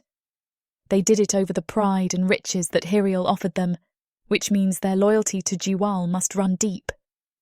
Whatever I expected to find in him, it wasn't this. He was there when I needed him, and he helped without expecting anything in return. And then, he touched me like this, made me feel something I didn't know I could for his kind. Horan is the closest thing to an orc I've ever loved, but I have to wonder if I could ever come to love Jiwal in the same way. My fingers traced where he touched me. Well, I think to myself, maybe not exactly the same way. Chapter 13. Jiwal. The look on Jane's face, the caution and the apprehension. Stay with me as I tend to the clan's business. There's always something to do for the raging storm, but it does little to keep her off my mind. She said yes, I think, tempering the bloom of pleasure in my chest before it reaches my expression. I leave only a stern mask for my clansmen. They can't know, not until Owal does. When the sun is high, I break from my duties to find my uncle. He'll have to approve of the union, but I will insist, and he cannot deny me, not after all I've done for our clan. I keep that thought close as I find him at the archery range. 2 human women are serving him. They must be his favorites at the moment. He'll grow bored of them and find new ones, but in the meantime they purr and prattle in his ear, trying to keep his affection as they pour him more ale. Keeping him drunk, I think with disgust. At least they're clever. "Uncle!" I call over the field, jogging to his long table upon which one of his women and a pile of feathered arrows sit. He looses one from his drawn bow. It misses the mark by a hand's breadth, though he doesn't seem concerned, chuckling as he accepts another mug of ale. "Nephew," he bellows, waving me over. "You are looking well this afternoon. What brings you to the field?" "I've been meaning to talk with you." I approach, watching his unsteady hands as he knocks another arrow. "It is about your desire to see me mated." "Oh." This arrow flies straight into the forest. "Don't tell me you've come to argue your case again. A mate will be good for you. You just don't know it yet." "I agree," I say carefully, noting how he offers a suspicious side-eye.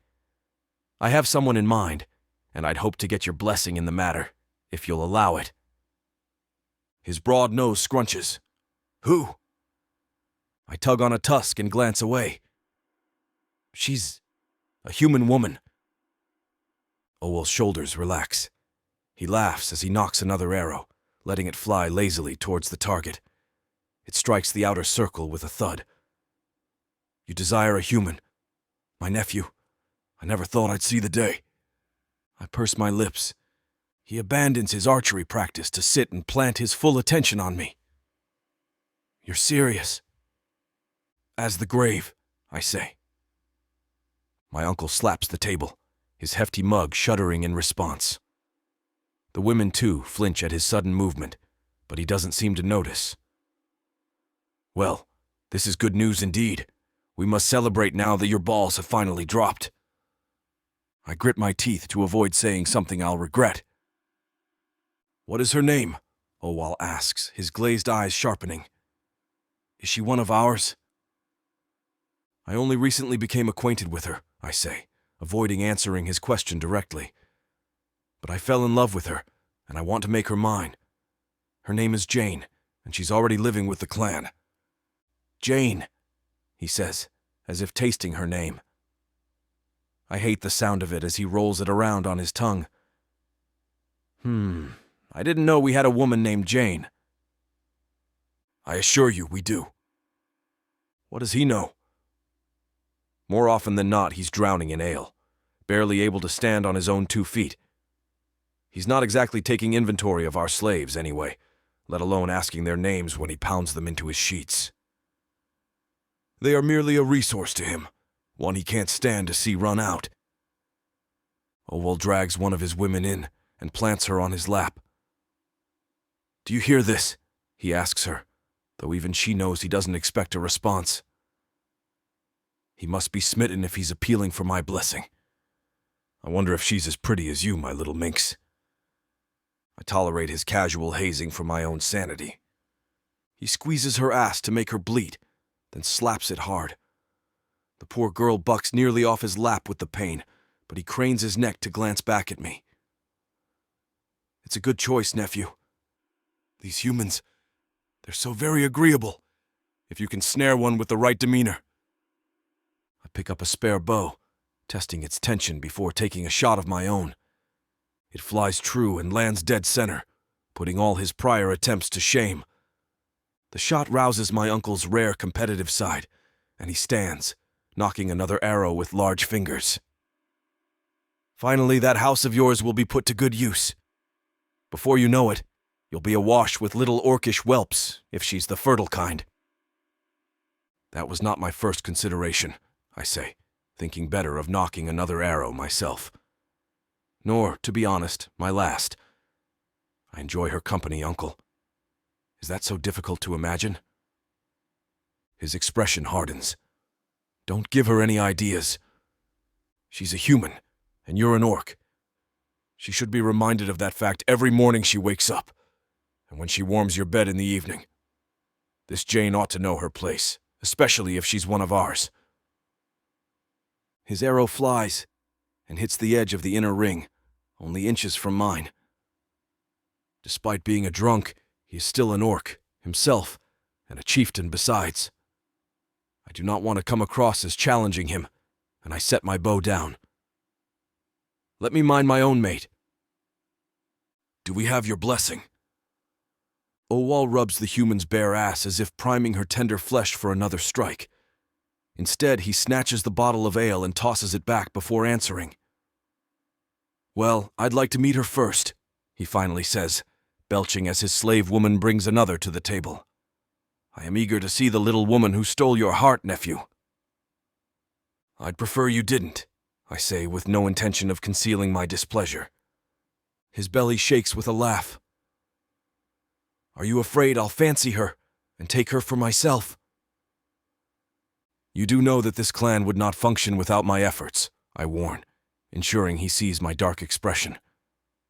I do not ask for much, but if you take this from me, I won't forgive you, even if you are my kin. Owal measures me up. You really like this one? I don't answer, my jaw ticking with the pressure of my bite. He leans back, looking astounded. I see. Well, who am I to stop you?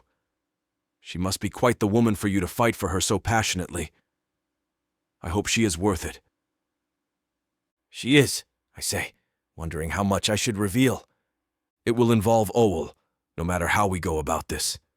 Eventually, Hiriel will catch on to our scheme, and there will be no avoiding the truth. Either I gain my uncle's allegiance now, or risk bloody infighting later, when the battle frenzy return.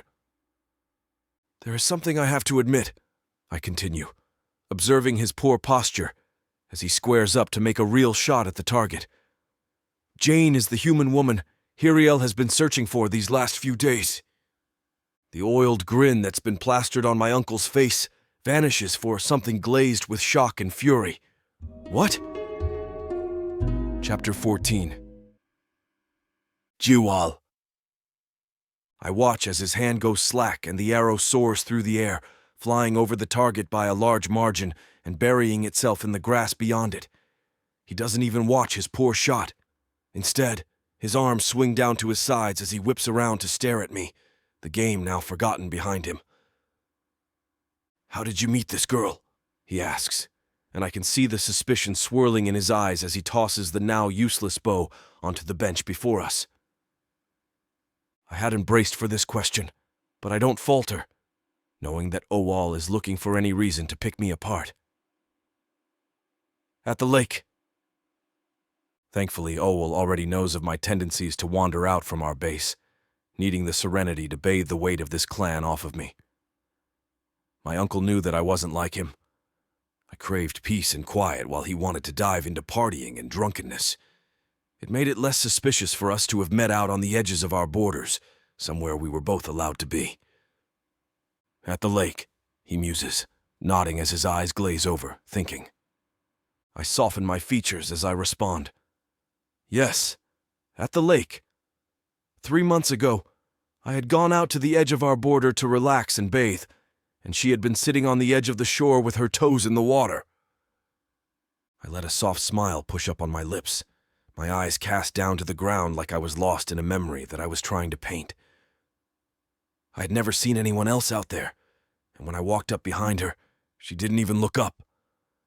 I told her it was dangerous for her to be out there all alone, and she only smiled and told me that an orc that could appreciate such beauty wouldn't be a threat once he laid eyes on her. A soft laugh spills across my lips because I could see Jane saying such a thing. It's snarky, cocky, and brave. Everything that I admire about her. Owal doesn't respond, and I consider setting up my next shot, but he is still blocking the range. I watch him as his fingers twitch, his fat head dropping as his forehead scrunches together, and wait, trying to remain patient.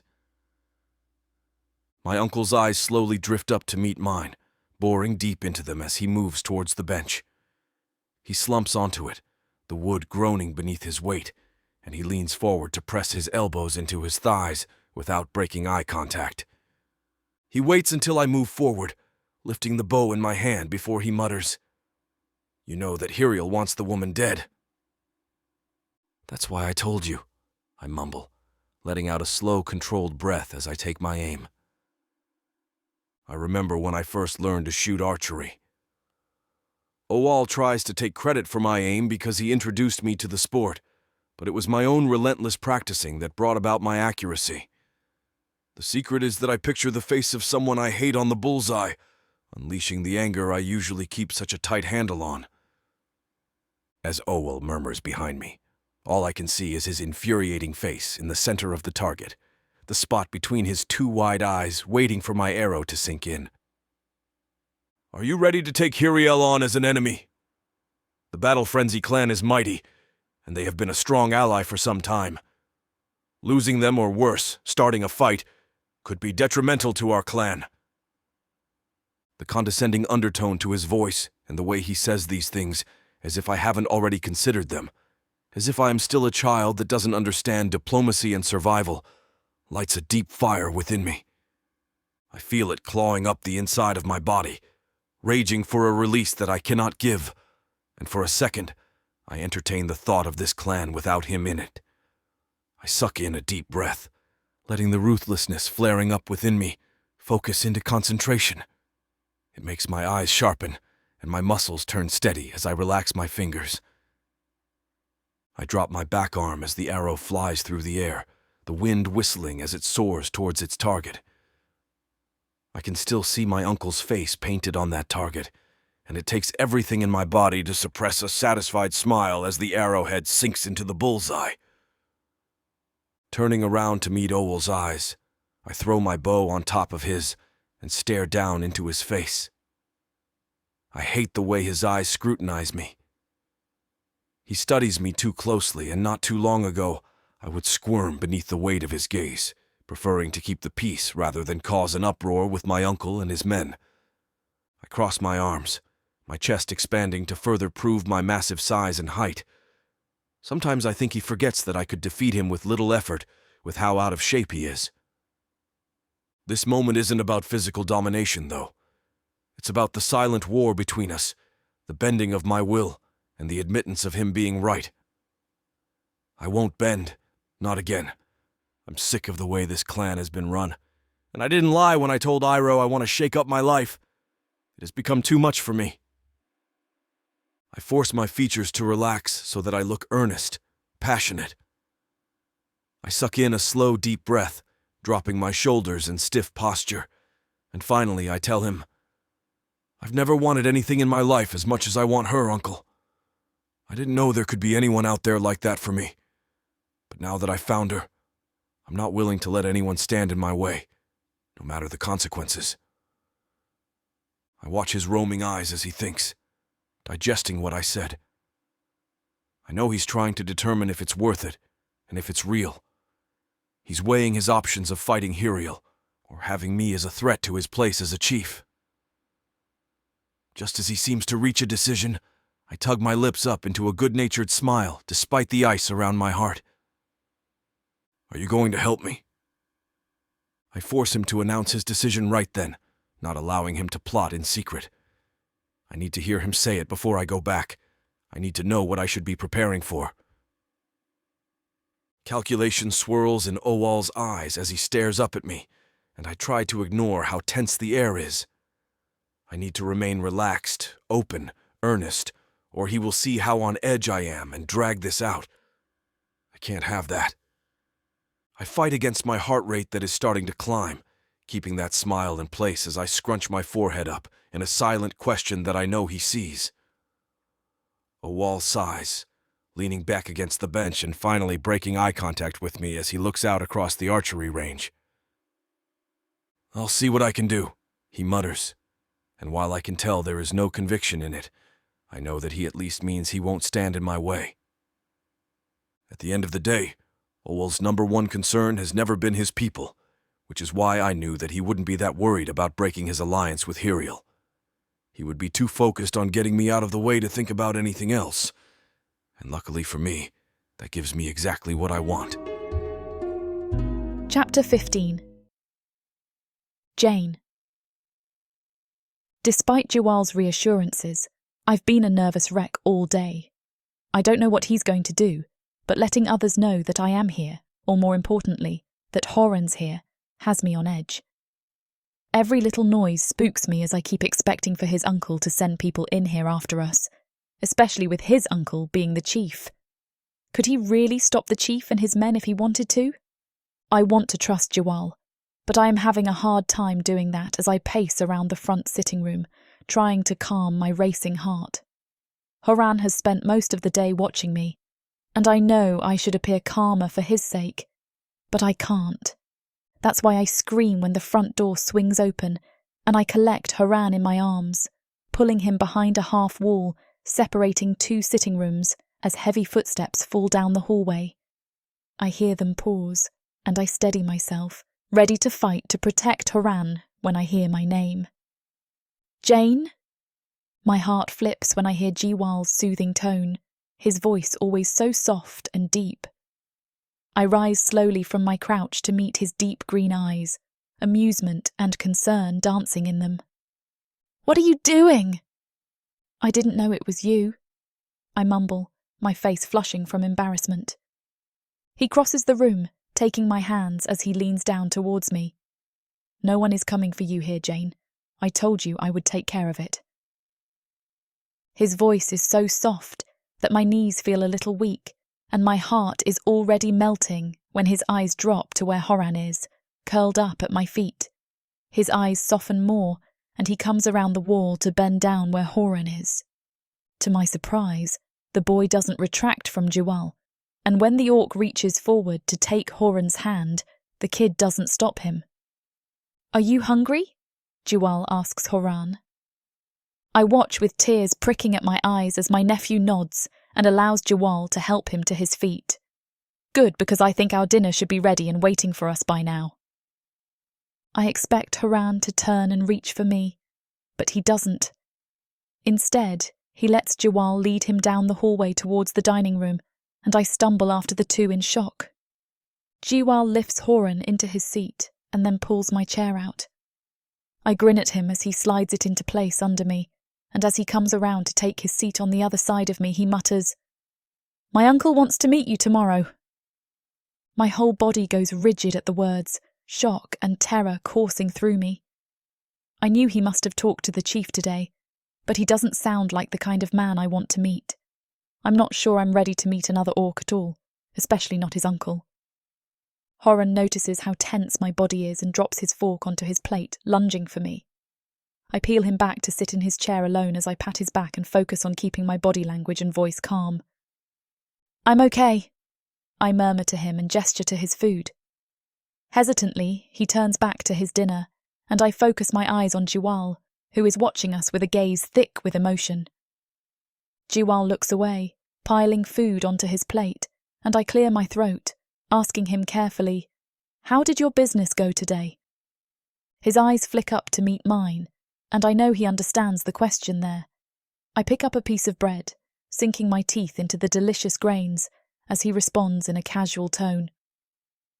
"I spoke with my uncle, and he is accepting of our proposal.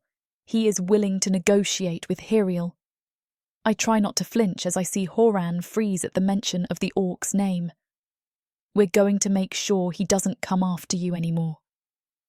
When I pull my eyes from Horan, I see that Jiwal isn't looking at me. His eyes are holding Horan's, his voice stern but reassuring.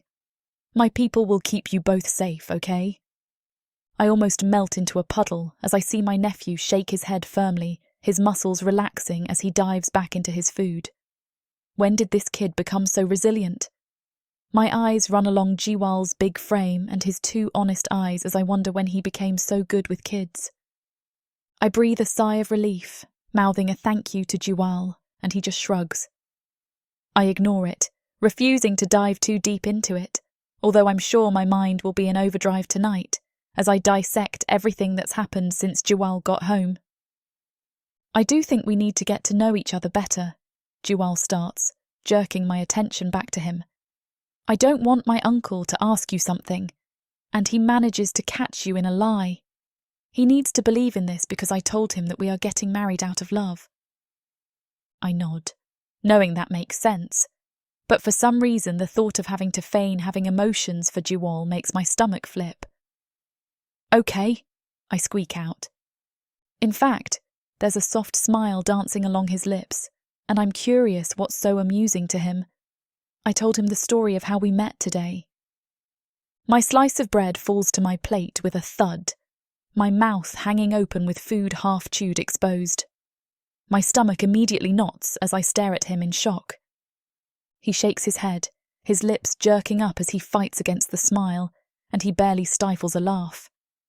I realise then that he made something up, and my mouth snaps shut as my eyes narrow. How did we meet? I ask suspiciously. I found you out by the lake one night, and you were sitting on the edge, looking out across the water. I purse my lips, nodding as it sounds reasonable. When I came up and told you that it was dangerous for you to be out there alone, you looked at me and said that an orc that could appreciate the beauty of the lake would no longer be a threat once he looked at you. His head drops as he chuckles, and I kick him beneath the table, which he doesn't react to as he's lost in laughter.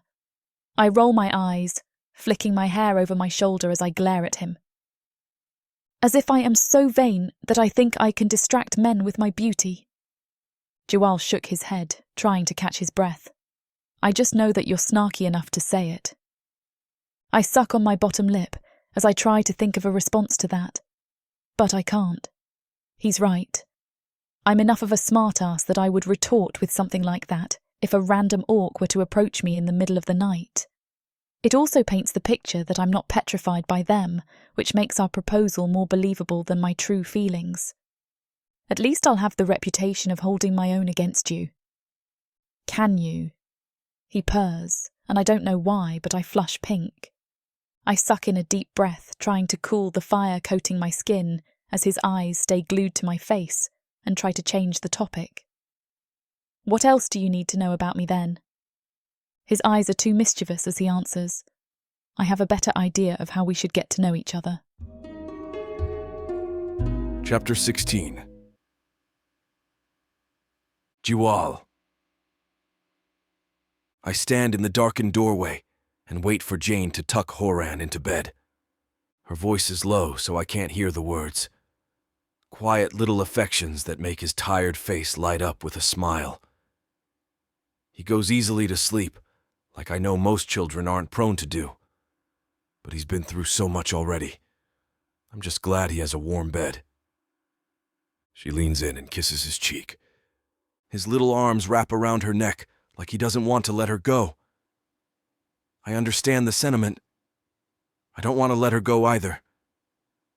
Finally, she frees herself from his little grasp and tucks him in. Good night, Horan. Night, night, he says in turn, pulling the cover up to his chin. They watch one another until the door shuts, then Jane takes a quiet breath. It's still strange to sleep so far away from him, but I think he's getting used to it. Are you? I ask, realizing just how close we are. Getting used to it, I mean. She turns and is almost in my arms, a blush creeping over the charming bridge of her nose. She blinks and then averts her eyes. I'm not sure. It's hard after I lost my sister. She only wanted what was best for Horan, and I've done all I can. You've done a fantastic job, I say, biting my lip in consideration.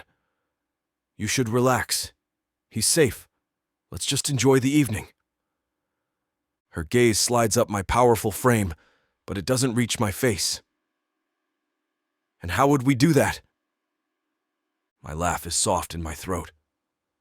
I find wine to be a good starter, followed by a little light conversation beside the fireplace. She glances up at me, her vulnerable gaze full. Doesn't she know by now that I won't hurt her? I'd promised to protect her and Horan, and that is exactly what I intend on doing. Why are you looking at me like that?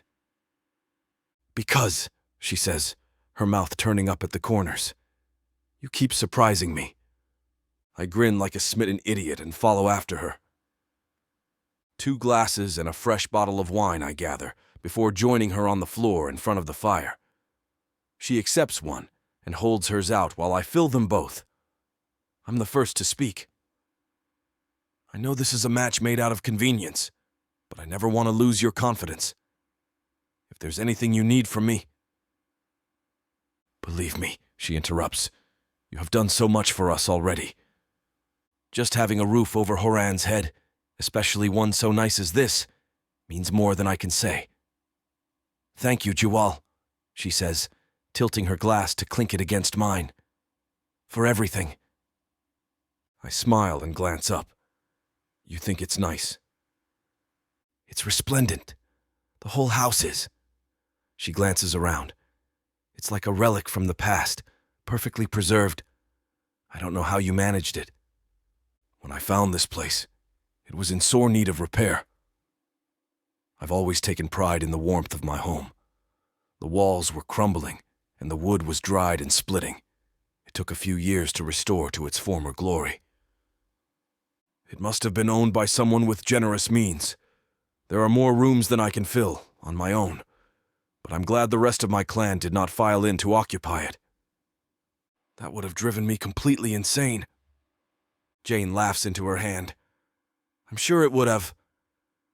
I swirl my glass to air the wine. But I don't mind sharing it with you. Her expression sobers, and she takes a long drink. Though she doesn't respond, I do hope she likes the idea. She's already settled in, and seems more comfortable wandering the halls, as of late. Jane has even let Horan out of her sight a time or two, something I couldn't imagine when she first sprang into wakefulness, demanding to see him. How is your leg, by the way? She swallows a mouthful of wine before answering. Much better. It still hurts, but it doesn't feel like it's going to give out on me anymore. Your healer is very good at what he does. I nod, my gaze slipping to her bad leg. Do you want to take a look? She asks, unfolding to stretch out her leg. It's strong beneath her pants as she hikes them up. Sometimes I forget it ever happened. I reach to test it, hesitating. She catches my hand and brings it to the warm flesh of her calf. A little breath escapes her as she draws it up over her knee. See? I do, I murmur, finding myself leaned over her. My fingers slide down her calf again until I brush her ankle, then I release her. My desire intensifies. I lean back and clear my throat. I'm glad. She draws her pant down again and glances away. Thank you. The crackle of flames gets louder. So, Jane interrupts the quiet, staring into the wine as if it will divine the future, or the past. What about you? You've heard my story, but I haven't heard yours. She looks up at me, less caution and more curiosity. How did you grow up normal among blood-crazed brutes? That's one way to put it, I think, a smile breaking over my face. What's normal? One of her eyebrows rise, but she nods. I suppose you have a point. I was pretty much raised by my uncle, I say. I guess I mostly had a traditional Orcish upbringing, all things considered. But they weren't stimulating to the higher senses. I taught myself to read and write with the relics we found from human civilizations. Jane watches my lips move, and it encourages me to continue. I enjoyed the writings I found. I have a library of the novels I've scavenged. Some were practical, others were fanciful and strange. Humans are so creative, and I envied them, to the point of emulation. Other orcs are satisfied with a simple life of hunting and scavenging, but I think there's something wrong with me, because I never was. I always wanted more. Her hand closes over mine. I think you're better for it. Frisson shoots up my arm. She's so tender, but her touch strengthens me. I don't know how I ever lived without it, and shiver at the thought of losing it. The light from the fireplace makes her soft skin glow, and her eyes are bright with trust. The words leave my mouth before I know what I've said. You are incredible. She dismisses it with a quiet laugh and the shake of her head. No, really, I continue. How can she be so blind? You're brave, and you don't give up when all the odds are against you. When you came tumbling down that hill, you were so broken, but you still cried out for Horan without a care for yourself. You astound me, Jane. Her expression becomes troubled. We wouldn't be here if it weren't for you. If those orcs got a hold of us a moment sooner, I would have ripped them open, I whisper. My voice goes dark with promise, and my muscles tighten, ready to spring as if they're here, in this very room. I'll protect you and your nephew from Hiriel, himself, if I have to. Jane softens, leaning against me with a sigh. I hope it doesn't come to that. Me either, I murmur into her blonde hair as we watch the flames together. Chapter 17. Jane. Jiwal's warmth is radiant as he puts an arm around me. He managed to gloss over the events of his childhood, but it's clear there's something he's not saying. Why would he have been raised by his uncle? It begs the question on where his parents are. Still, though, I could be reading too far into it. How much do I know about orcs anyway? I feel safe with him, so much that I can almost forget about Hiriel and his murderous clan entirely. I sigh, nestling deeper against his side. It's been a long time since I could sleep with both eyes closed. His voice rumbles in his chest. When was the last time? I close my eyes and recall it. There was a storage closet in the bunker I grew up in. It had a false ceiling that led to a little room. My mum would hide us there when the orcs came to ransack the bunker, but when things were peaceful, we'd play in there all day and then pass out in a heap. It was one of my fondest memories of the place. Jiwal doesn't answer right away, his fingers dancing over my arm in long sweeps. That sounds so bleak.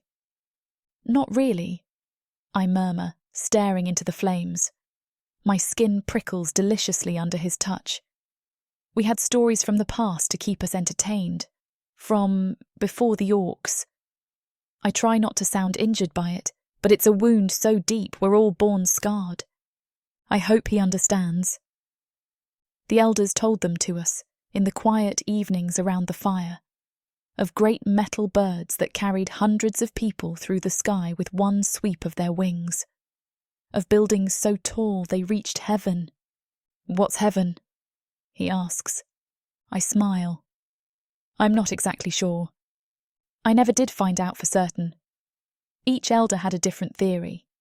My grandmother was adamant that it wasn't real, but it gave people hope that there was something better than life on Earth.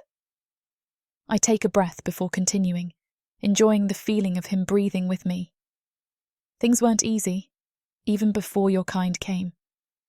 There was hunger and disease and war. But there were good things about it too. That's what the elders said. They had the whole world in their palms, and with the touch of a button could communicate with people all across the world. There were great machines that did the work of 100 men in a matter of minutes. There were massive moving islands that could cross the seas with ease. The elders said we had everything except community. Now, we don't even have that. The logs crackle in the fireplace as I take a drink of wine. Jiwal shifts to refill it, his eyes bright with wonder as they fall on me. I wish I could have seen it. Me too, I say, averting my eyes. I don't blame him, but his kind has decimated our way of life. It is a pity. How many things have become lost to history because of them? If more orcs were like Jiwal, maybe we would have had a chance. Not everything is gone, though, he says. I have manuscripts from before, full of human art like the ones that decorate my walls. Do you want to see them? A little smile finds me. That sounds nice. He leads me into another room, books lining every wall from floor to ceiling. With a practiced hand, he pulls out several and lays them on the table. The first is a weathered old thing, nearly as heavy as Horan with its thick, glossy pages. This is one of my favourites. It talks about how art was utilised in your ancient times, progressing through to the modern age. There are even some illustrations of your heaven in it, I believe. He cracks it open and slides his fingers over one image. I come closer to get a better look, awed at the bright saturation of colours. So many pressed into the clean pages, I can't imagine how humans of the past managed it. Their inks were meticulous to perfection. My fingers brush his as I touch it as well.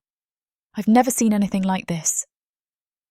Jiwal yields, allowing me to look over the pages with more scrutiny. I flip to the next one and am dumbfounded.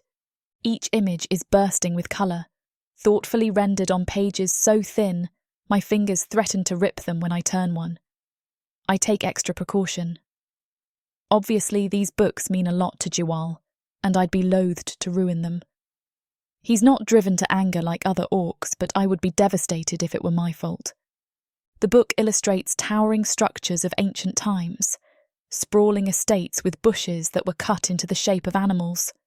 That, he says, looking over my shoulder at the image, is Versailles, one of the largest palaces ever built. A palace, I echo, turning the page to find images of its interior with elaborately wrought edgings and gold leaf trim.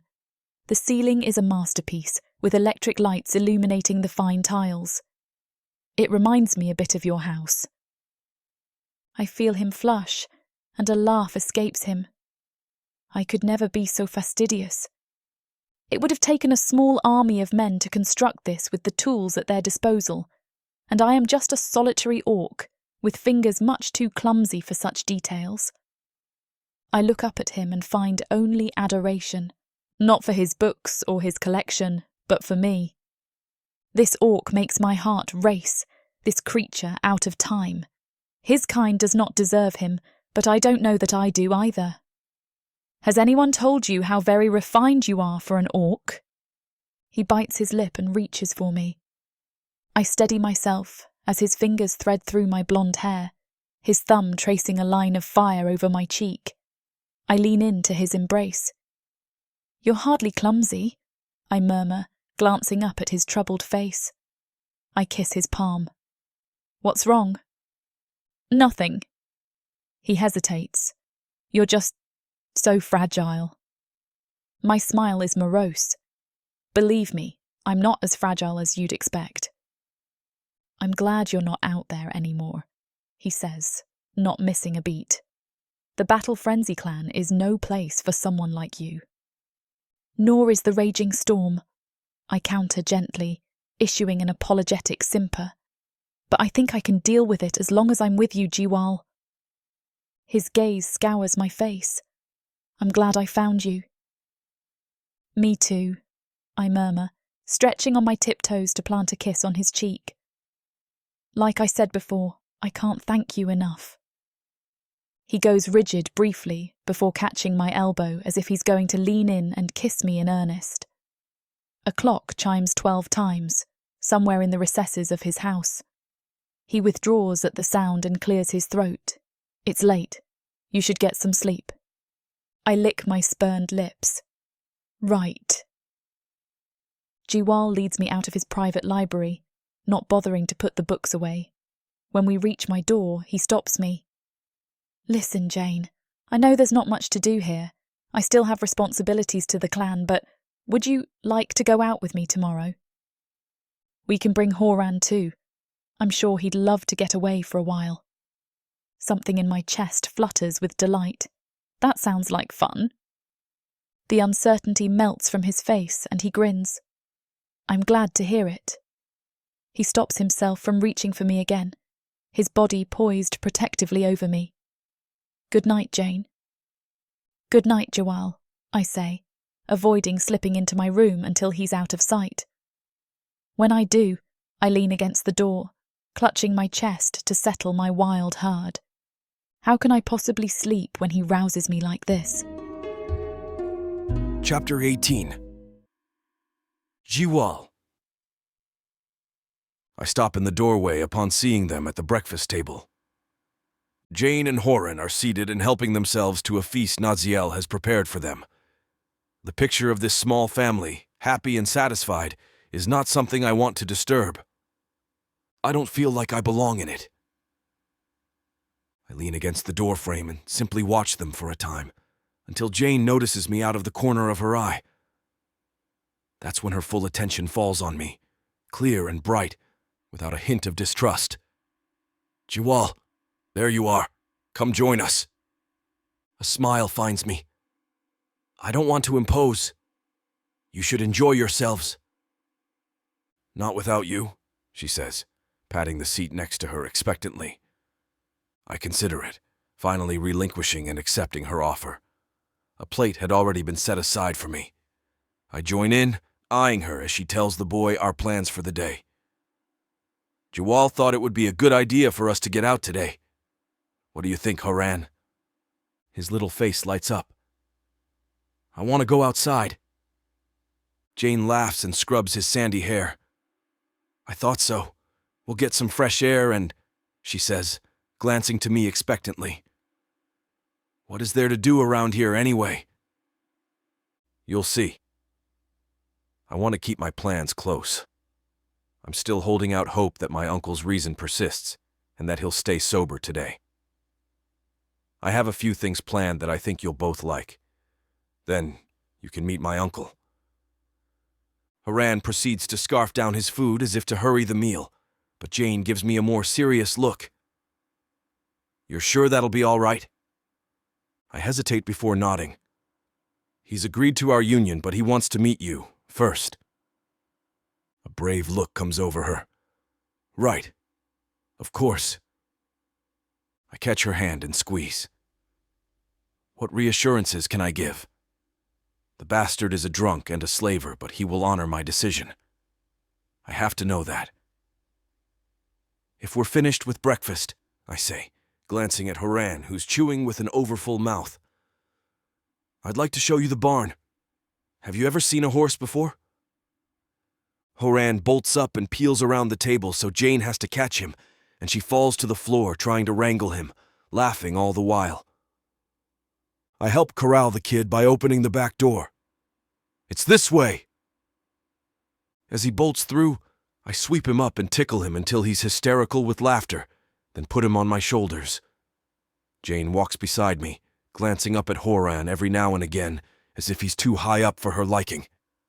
Careful, you two. His little fingers tighten around my crown. I am! Jane laughs with me, and I can see her relax a little.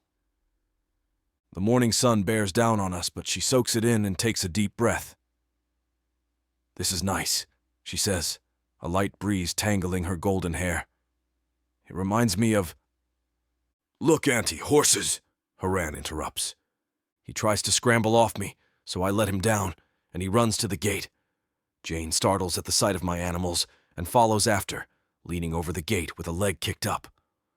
I thought you were kidding, she calls to me, glancing back to find me as I approach. They're beautiful, Jiwal. Where did you ever find so many? I open the gate. You can pet one, if you like. Their tracks aren't hard to spot, and they'd much prefer being pampered over surviving in the wild. It just takes a little incentive. Jane hoists Horan into her arms and approaches one of my more docile gray mares. I join them after shutting the gate behind us.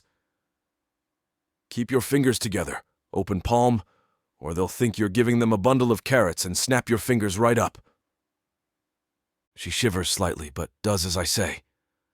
Horan does his best as well, patting her broad snout. Pretty. Do you want to ride her? Even as Jane starts to protest, Horan shouts, Yeah! I glance to Jane, who looks at the beast with caution before handing Horan to me. I'll take good care of him, Jane, I assure her, setting the little boy at the nape of my mare's neck. Hold on tightly, Horan, and don't let go until we say so. He wants this so badly. He does exactly what I say. We trot around the enclosure a few times, the boy's cheek pressed against the long white hairs of her mane. Even Jane grows more comfortable with the little procession, her gaze cast out on my territory. You have a barn too? I do, I say. I guess that's where the eggs come from then. She burns as if embarrassed she hadn't noticed before. And the sausage? Actually, the sausage comes from the wild boars. I point to the woods on the other side of the camp. I don't raise my animals for slaughter. My sheep are for wool, and my goats are to keep the grass from overgrowing. The chickens, of course, are for the eggs, but I make sure they're never fertilized. And the horses, I say of the gray, are for posterity's sake. Jane looks me over anew. Do you have any more surprises for us?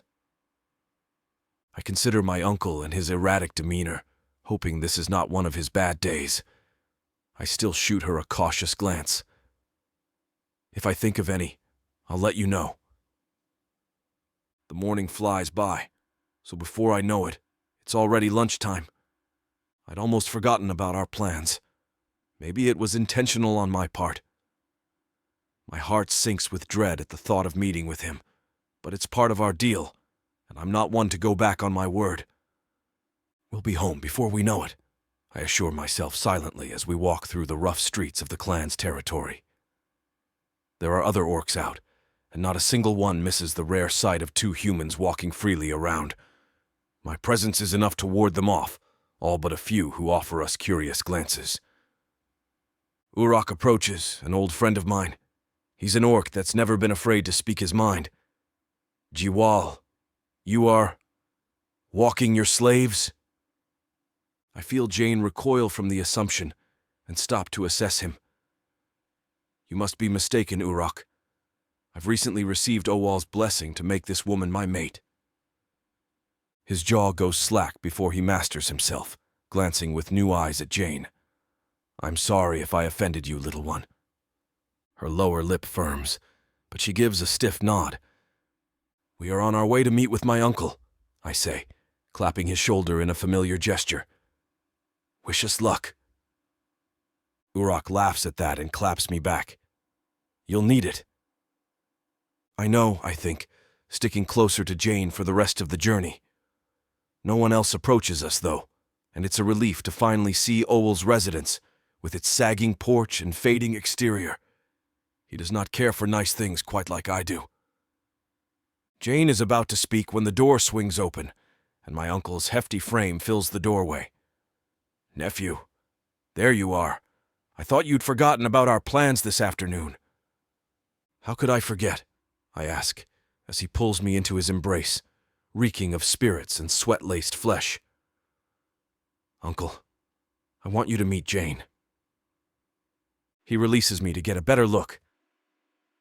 No wonder you took such a liking to her. She's beautiful. Horan slips behind her leg as Owal approaches them, but she stays strong. In this moment, I couldn't be prouder. I've heard a lot about you, Owal, she says. A broad smile creases his cheeks. I could say the same for you, he says in turn, his voice trailing off. But he catches himself before he's caught too long staring. Where are my manners? By all means, come in. Chapter 19. Jane. Owal is the type of orc that gives their kind a bad reputation. He bears his yellowed tusks in a friendly manner, but all my instincts tell me to run. I'm trying not to, for Jiwal's sake, even as my blood curdles in his uncle's presence. Horan doesn't have the experience to show tact. He's cowering openly behind me, and I don't chide him. How could I? Jiwal takes up the rear, guiding me in with a gentle hand on my back. I am comforted by his presence as we ascend the weathered steps of his uncle's old house. With him here, I have a feeling Owl will be on his best behaviour. There are Orcish servants inside, waiting for us to be seated. Owal brushes past them and pulls a seat out, indicating for me to sit beside him. I glance to Jiwal, who only nods. It is difficult for me to accept it, but I do. It would be rude to refuse. Horan remains several paces back with Jiwal, and I'm glad to see him ushering the boy to a seat across the table from his uncle. Well, now. Owal falls heavily into his own chair. That wasn't so hard, was it? Jiwal's face remains neutral as he takes the seat beside me. That is yet to be determined, he says under his breath, glancing to the servants, who wait to be summoned. What do you have prepared for us today, Uncle? Owal leans forward, most of his attention on me. He licks his lips before he says, It's a surprise. A delicacy I think you and your little woman will enjoy, Jiwal. He raises a hand for his servants to proceed with the meal. How did you two meet, anyhow? It must be a harrowing tale if it involves Hiriel.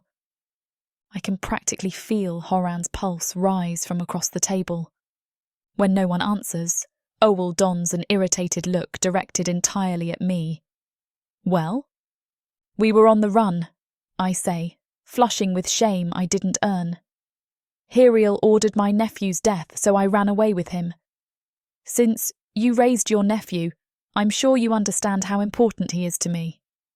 His big lips only tighten as I continue. When we stumbled into your territory, a servant places covered trays in front of first Owal, then me, and finally Jiwal, leaving no concessions for my nephew. I wonder if it was intentional on his part. He protected us from Hiriel's clansmen. If it wasn't for Jiwal, they would have killed Horan and I.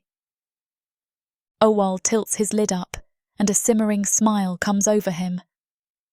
It's so like my nephew to play the hero. He never could stay out of trouble, growing up. I try to swallow down my disagreement, but this orc is so repulsive I can't abide. I don't know how Jiwal can call him chieftain without grimacing. Jiwal has only ever been hospitable and generous since he took us in. He is like no orc I have ever become acquainted with. Owal's next question has a salacious edge to it. And how many orcs have you become acquainted with? Jiwal's nostrils flare. Uncle! I'm only asking. He takes the lid off his meal and spears a chunk of bloody red meat. Wouldn't you like to know how many of Hiriel's men had their way with her before you become locked in a union you can't get out of? His words rock me like I didn't know they could. A metallic taste fills my mouth. I don't think that's relevant. On the contrary, he says, his mouth full. Humans can only take so many poundings before they're used up. That's why I like to carve a little notch in their flesh every time they warm my bed. It helps keep a tally, and I can throw them out before they expire. His yellow eyes bore into me with expectation. I've heard Hiriel's men have picked up the same practice, as of late. How many notches have you earned, Jane? Should we check your flesh for— Uncle, Jiwal snarls. Jane is not one of your slaves, and I'd thank you not to use such crude language in front of a child. He leans back and grumbles, Fine. But there's something sinister about his expression that doesn't evaporate. Are none of you hungry? You haven't even touched your food. Jiwal's jaw works as he removes the cover of his tray. What is this? It's meat, my boy. Fresh, bleeding meat. He stabs another bite for himself. You haven't been this picky since you were 7. I'm glad the focus is off of me, so I can take a steadying breath. I was right about Owal. He is as loathsome as the worst of his kind. I had hoped Jiwal had taken after him in some ways, but it turns out he is a true anomaly in this clan. I cannot wait to be gone from this place. Jiwal takes a tentative bite. It does not taste like wild boar. That's because it's horse, Owal says, gloating at the horror he created. The hunters found an abandoned foal in the woods and brought it back. Tender, isn't it? The young ones always have the best meat. Jiwal doesn't spit it out like I expect he will. Instead, he swallows the bite and sets his fork down. You know how I feel about this. My stomach aches on his behalf. You're too soft for an orc, his uncle says. You shouldn't begin your matehood on equal grounds with a human. Soon she will take over your home and you will be begging her for scraps. Eat while you can, nephew, before you no longer have a place at the table. Rage burns in my cheeks as his focus falls on me again. But at least you have some use, he says, eyeing me with intent. You have the hips of a breeder, though by the lack of children scrambling about your feet, it's likely you're just a glorified hole for him to... Jiwal stands from the table, rattling the dinnerware dangerously. Did you invite us over just to torment my new mate, Owal? Owal stands too. That's uncle, to you? They stare one another down hard, burning up the air between them. I desperately want to gather Horan up and take him away before it gets bloody. I had no idea how deep the resentment was between them, or I would have never brought him. I stand too and grab Jiwal's powerful wrist. Please stop this.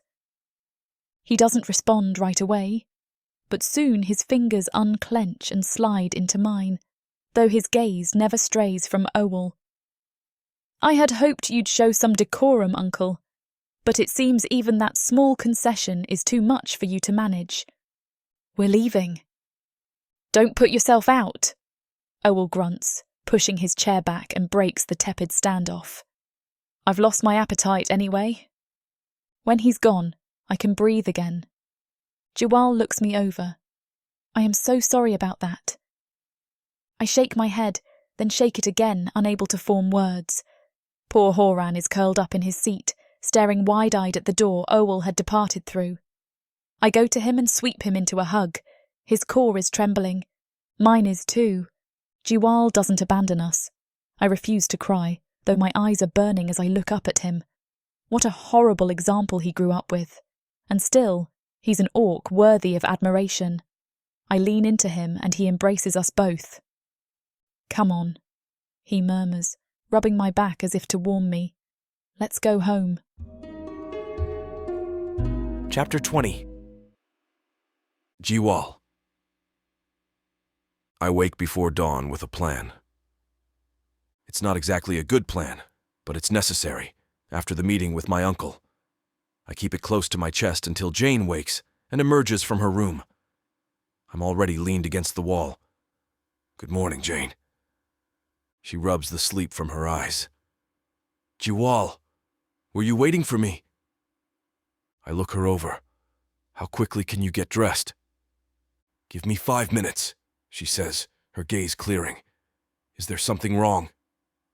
No, I say with confidence, doing my best to maintain a neutral expression. I'd hoped we could go out, just the two of us. Natsiel can keep an eye on Horan this morning. It shouldn't take too long, and we can spend the rest of the day together after that. Jane's usually high spirits seem dampened, but she nods. I watch as she slips back into her room and wait until she emerges again, fully dressed and ready to go.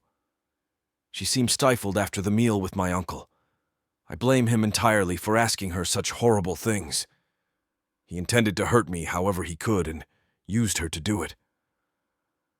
I don't wonder what her life was like with the Battle Frenzy clan. It's none of my concern. But his words have clearly affected her, as she has trouble meeting my eye. But when I reach for her, she accepts my comfort, and when I kiss the top of her head, she closes her eyes and smiles. I've done something right, at least. Where are we going?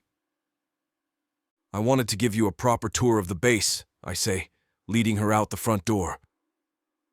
Horan will be asleep for another hour or two. He shouldn't miss us. It's something I should have done when you first got here. Her voice lowers to nearly a whisper, even though no one is listening. Why? I catch her hand and lead her through the base. Do I have to say it aloud? I ask gently, hoping I do not have to voice what we both already know. Her grip tightens, but she doesn't protest. Atta girl, I think, admiring at her from the corner of my eye. She's so much stronger than she looks. I can't imagine what she's been through, but she knows a contingency plan when she hears one, and I will not leave her without resources. My friend, Urok, is in charge of the shift changes. If you need anything, you can go to him for help. If not, guards are rotated 4 times a day in pairs. There are 2 pairs per exit, and 4 more that patrol the streets. The main gates open around noon, and again at 3, though I would avoid trying to slip out of them with 4 guards in mid-rotation. But the base isn't airtight either. Her keen eyes follow where I look. I avoid pointing so as not to draw more attention to us than necessary. Do you see that little green storehouse? She nods. There's a false wall inside. I'm sharing my clan's secrets because I trust her judgment. Yesterday, she knew my uncle was bad news. I could see it in her stance when she first greeted him, always protecting her nephew from his dark curiosity. It can roll easily away, and there's a tunnel beneath it that will lead outside of the base. She licks her lips, but nods again. Her eyes are calculating as she pans the base with more scrutiny. Are there others? Yes, I say, doing my best to look like we're wandering in an aimless fashion, though I plan on hitting several of the key spots before we return to my home. The other orcs are starting to get used to seeing me with Jane, and their curiosity is less hostile today. I'll show you where they are. She looks uncomfortable without Horan beside her, but it's easier to navigate the clan's territory without him. She says nothing either way, but I see the glint of worry in her gray eyes. I squeeze her hand as tightly as is safe for her small bones, hoping it reassures her. He'll be all right for a little while. I know, she says, squeezing back. This tour is not a pleasant one, though we try to appear like a couple in love. She is rigid when I pull her aside, out of the view of the street, and show her the final passage. You can skirt around the guard through the field if you need to. Jane clings tightly to my arm as if something bad will happen if she lets go. I make sure no one's watching before kicking a wooden crate over to reveal the manhole cover. It's not easy to get open, but no one will expect you to come this way. She watches silently as I slide it aside, the old stench of vermin wafting into my face. I ignore it. Do you think that's something you can manage? She bites her lip but finally looks me in the eye. I can do anything for Horan. I believe it. Horan rambles on about his day as Jane tucks him into bed. And Nargol said she has a pet rat that's longer than my arm, not counting the tail. She said I could come see it tomorrow if I want to come over. That's wonderful, Horan. I'm glad you're making friends. She kisses his temple as he falls back into the sheets. It sounds like you've had a fun day. Yeah, he says with a big yawn. I want a pet rat too. She laughs softly. We'll have to see about that. When he finally settles down, she joins me in the hall. I want to crack open another bottle of wine and forget everything that's transpired. If I could only wind time back to the day before she met Owal. But it was bound to happen this way. He's always been a complete ass. Wait, Jiwal, she says, stopping me with a gentle touch to my arm. I can't do anything but obey, and wonder if my uncle wasn't right about one thing. But he underestimates how gladly I'd sink to my knees for this woman. I wanted to talk with you. About today. Of course, I say, glancing at Horan's door. What's wrong? She is troubled. It's written all over her sweet face. Let's talk somewhere else. Without a word, I lead her to the living room and wait for her to speak. She glances down at her scuffed boots. I wanted to know why you told me all those things today. I mean, what if I betray you? With that information, I could hurt your clan, and you just... Jane, I interrupt gently, closing the distance between us and cupping her cheek. She closes her eyes, but that smile doesn't come. My clan can watch out for itself. It's you I'm worried about. She slides her warm fingers up my arm. Where I'm from, it's dangerous to trust others. It can get you killed. If I didn't have Horan, I would have run away and never looked back. But now... She leans into my embrace, and I can feel the heat welling under her skin. I don't know. This isn't right. I shouldn't feel this way. It's so messy and wrong. Poor Horan didn't ask to have that bastard as a father. He deserved better, and I'm afraid I'll make the same mistake. My heart sinks a little. I'm not like Hiriel, Jane. Her eyes are rimmed with redness when she finally looks up at me, her grief laid out for me to see. But your uncle is. And as much as you want to, you can't control him. Is that what this is about? She doesn't answer, but the flicker of shame in her expression is enough. I showed you those things today, because if something does happen between me and my uncle, I want you and Horan to get safely away. Please trust that I'm going to take care of it. Jane blinks away fresh tears. What are you saying, Jiwal? Chapter 21. Jane. His lips firm as if he doesn't want to tell me.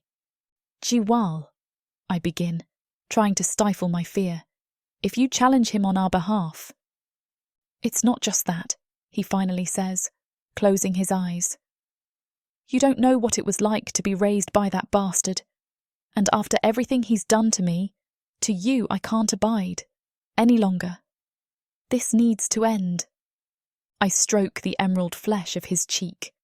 Why have you waited so long? Politics, he says dryly, drawing me into his embrace. As useless as my uncle is, he still has numerous supporters in the elders' seats and among other clans, like the battle frenzy. We're so close to them, we can't afford to be at war with one another. I never had a reason to break the peace before. But you're the one who does all the work, I protest gently, hoping I am not being too presumptuous, hardly caring if I am. You're the one that protects your people, and that makes sure they can eat through the winter.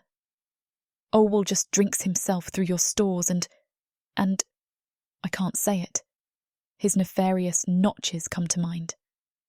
I shiver and Jiwal holds me tighter. You shouldn't worry yourself. I'm worried about you, I protest. He doesn't say anything, tucking my hair behind one ear. Where are your parents, Jiwal? The question escapes me before I consider the consequences. When his eyes flare with pain, I know there is some terrible reason he was left with his lecherous uncle. Was it him? He opens his mouth as if to tell me, then shakes his head. It is in the past.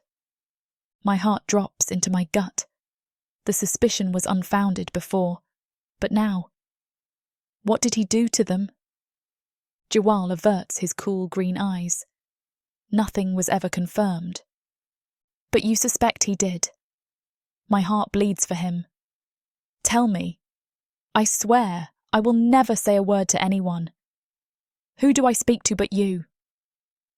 They were killed, he finally says, his expression neutral and his eyes dry. I don't understand how he can remain calm in light of such a tragedy. They were out on a hunt.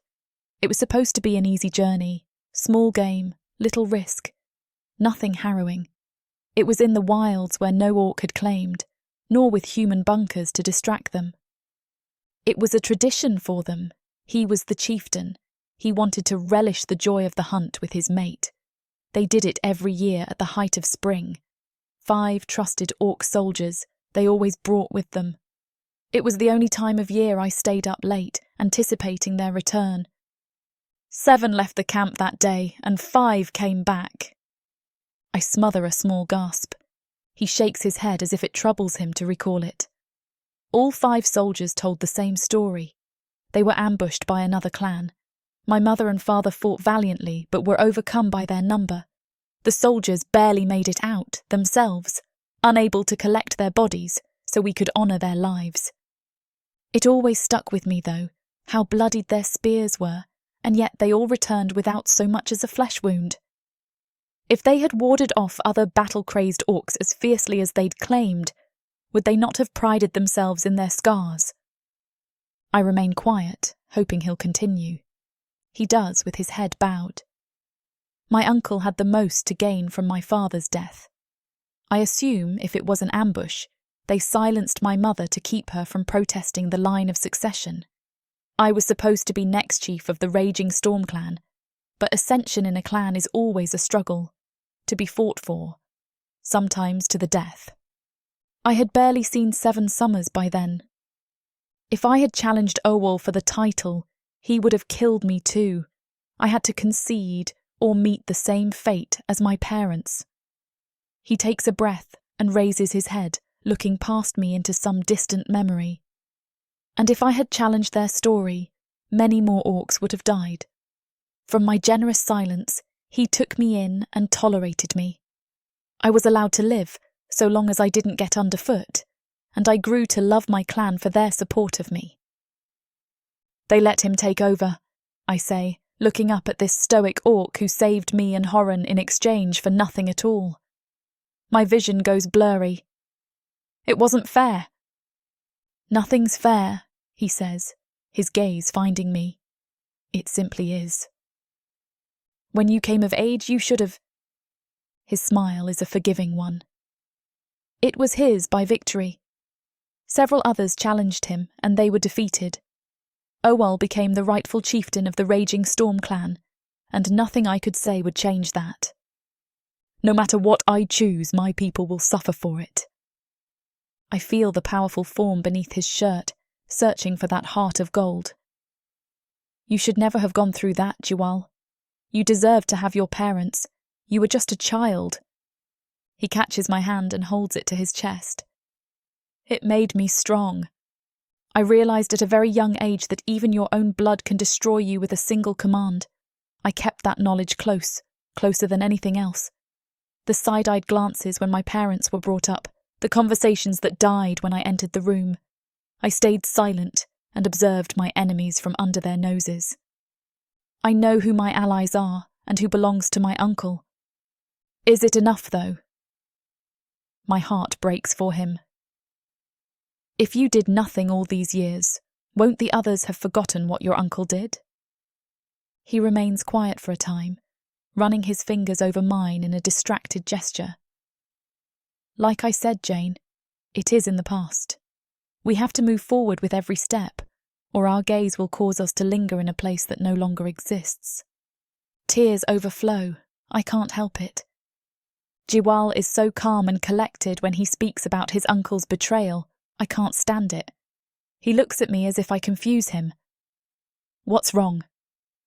My smile turns down as tears chase lines over my cheeks. How can you ask that? He swipes a tear away and offers a reassuring look. My wounds are healed. There is no need to weep over them. Well, if you cannot cry, I say, letting them fall freely, not bothering to banish them with a sleeve. Then I suppose I'll just have to do it for you. He gathers my face up in both hands. Sweet Jane. The warm press of his lips on my forehead is a relief. His caress trails down to my wetted lashes as he kisses my tears away. That's when he finds my parted mouth, his warm breath mingling with mine as our lips connect. I sigh into him, accepting him like I didn't know I could. Jiwal accepts me too. He's never taken more than I've offered, and tonight I'm not afraid. He leads us to the oversized couch and falls into it, taking me with him. I'm on his lap, but I don't care, losing myself in the heat of him. He is my saviour and my home, something I've gone far too long without. I'd forgotten what it felt like to trust another being, but I know he is earnest in his affections, and that he is nothing like his uncle. Chapter 22. Jiwal. I am cautious with Jane, no matter how insistent she becomes. She is small compared to me, tender in bone and flesh. My sheer size could do her great harm. I don't want that, so I take it slowly. She puts my hands on her hips and I squeeze, my body responding to her heat as she kisses me. I still taste her tears on my lips. Our shared sorrow mingles between us. The reminder of my past is not how I wanted to begin our union, but it cannot be helped. I'm just glad that she is not revolted by my connection to Owal. She seems to almost pity me, or a version of me that no longer exists. Can't she see how strong I am? I can bear that burden. She doesn't need to cry for me, but I like the attention she showers me with.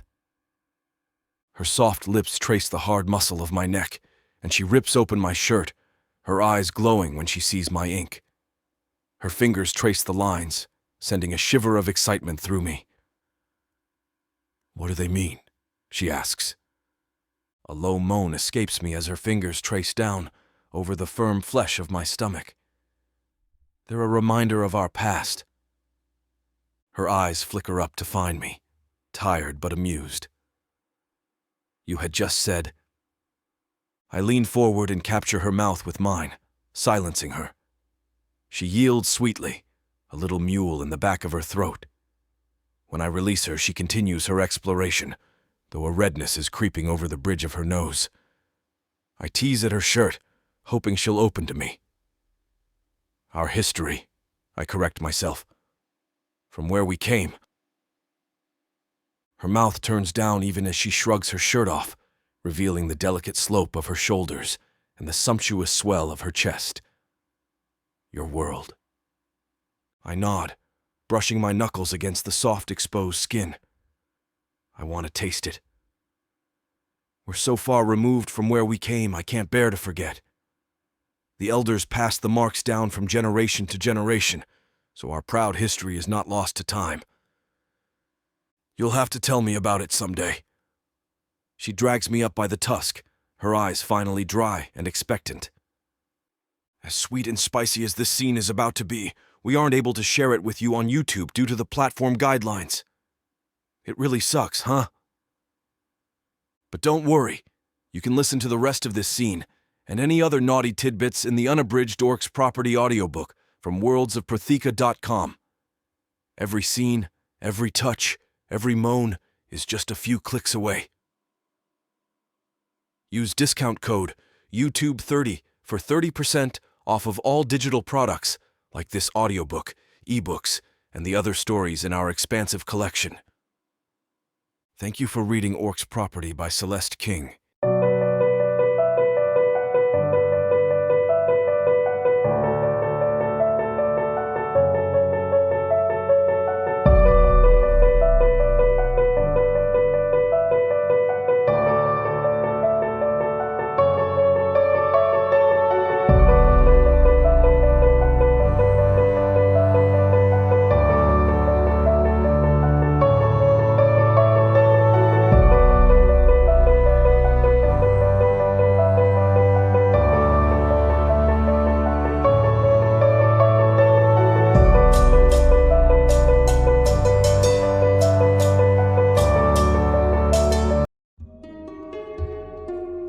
Chapter 23. Jane. My skin is flush from sleep when I rouse. I'm tangled in sheets that smell like Jiwal. There's a brief moment of disorientation before I realise where I am. He brought me to his bed last night. I appreciate his consideration, recalling faintly the whisper of a kiss on my forehead before he left this morning. After everything he told me last night, I should know better than to expect him to sleep in with me. He loves his people, and not even I can distract him from his duties. In all the best ways, I'm still sore from our coupling. He was so big, I didn't know if I could take him. But he had been gentle and thoughtful. When he could have taken me as he pleased, he allowed me to control the pace. My body is still humming, recalling the weight of him inside me, those expert fingers and tongue. I bite my lip and banish the heat from my cheeks with my palms. I should get up and check on Horan. Hopefully he's not searching for me. I'm in no state to be seen by him, still naked beneath the covers. but Jiwal has thought of everything and left my clothes neatly folded beside the bed.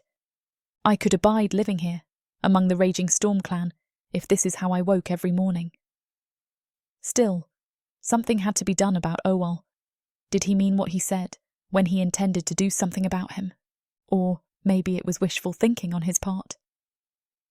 I decide it's not worth thinking about just yet. We can continue our conversation when he returns, and Horan is tucked safely away. He doesn't understand these things quite yet, and I know talking about it upsets him. He's growing so fast, though, I have to wonder what he does understand. He might be part orc, but he's so incredibly human, I've no doubt he'll take after his clever mother.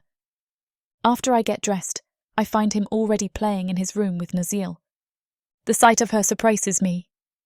I had hoped to have the house all to ourselves today, since we made no plans to go out. "Good morning," I say, lingering in the doorway. She bows her head in greeting. "There is still breakfast in the dining room, waiting for you." "Thank you," I say, hesitating to leave Horan with her. But he seems happy, playing on the floor with carved wooden blocks Jiwal had left for him. He's making a tower of some kind, only to topple it over when it reaches a terminal height. They come crashing down, and Horan cheers. Naziel joins in and helps him stack them again. I withdraw quietly and find my way to the dining room, where the food has gone cold. But it's still plenty good, and I am starved from last night's events. I can't say that I'm truly content. There are several things that would need to change for me to feel completely at ease. But this is as close as I've come in a long, long time.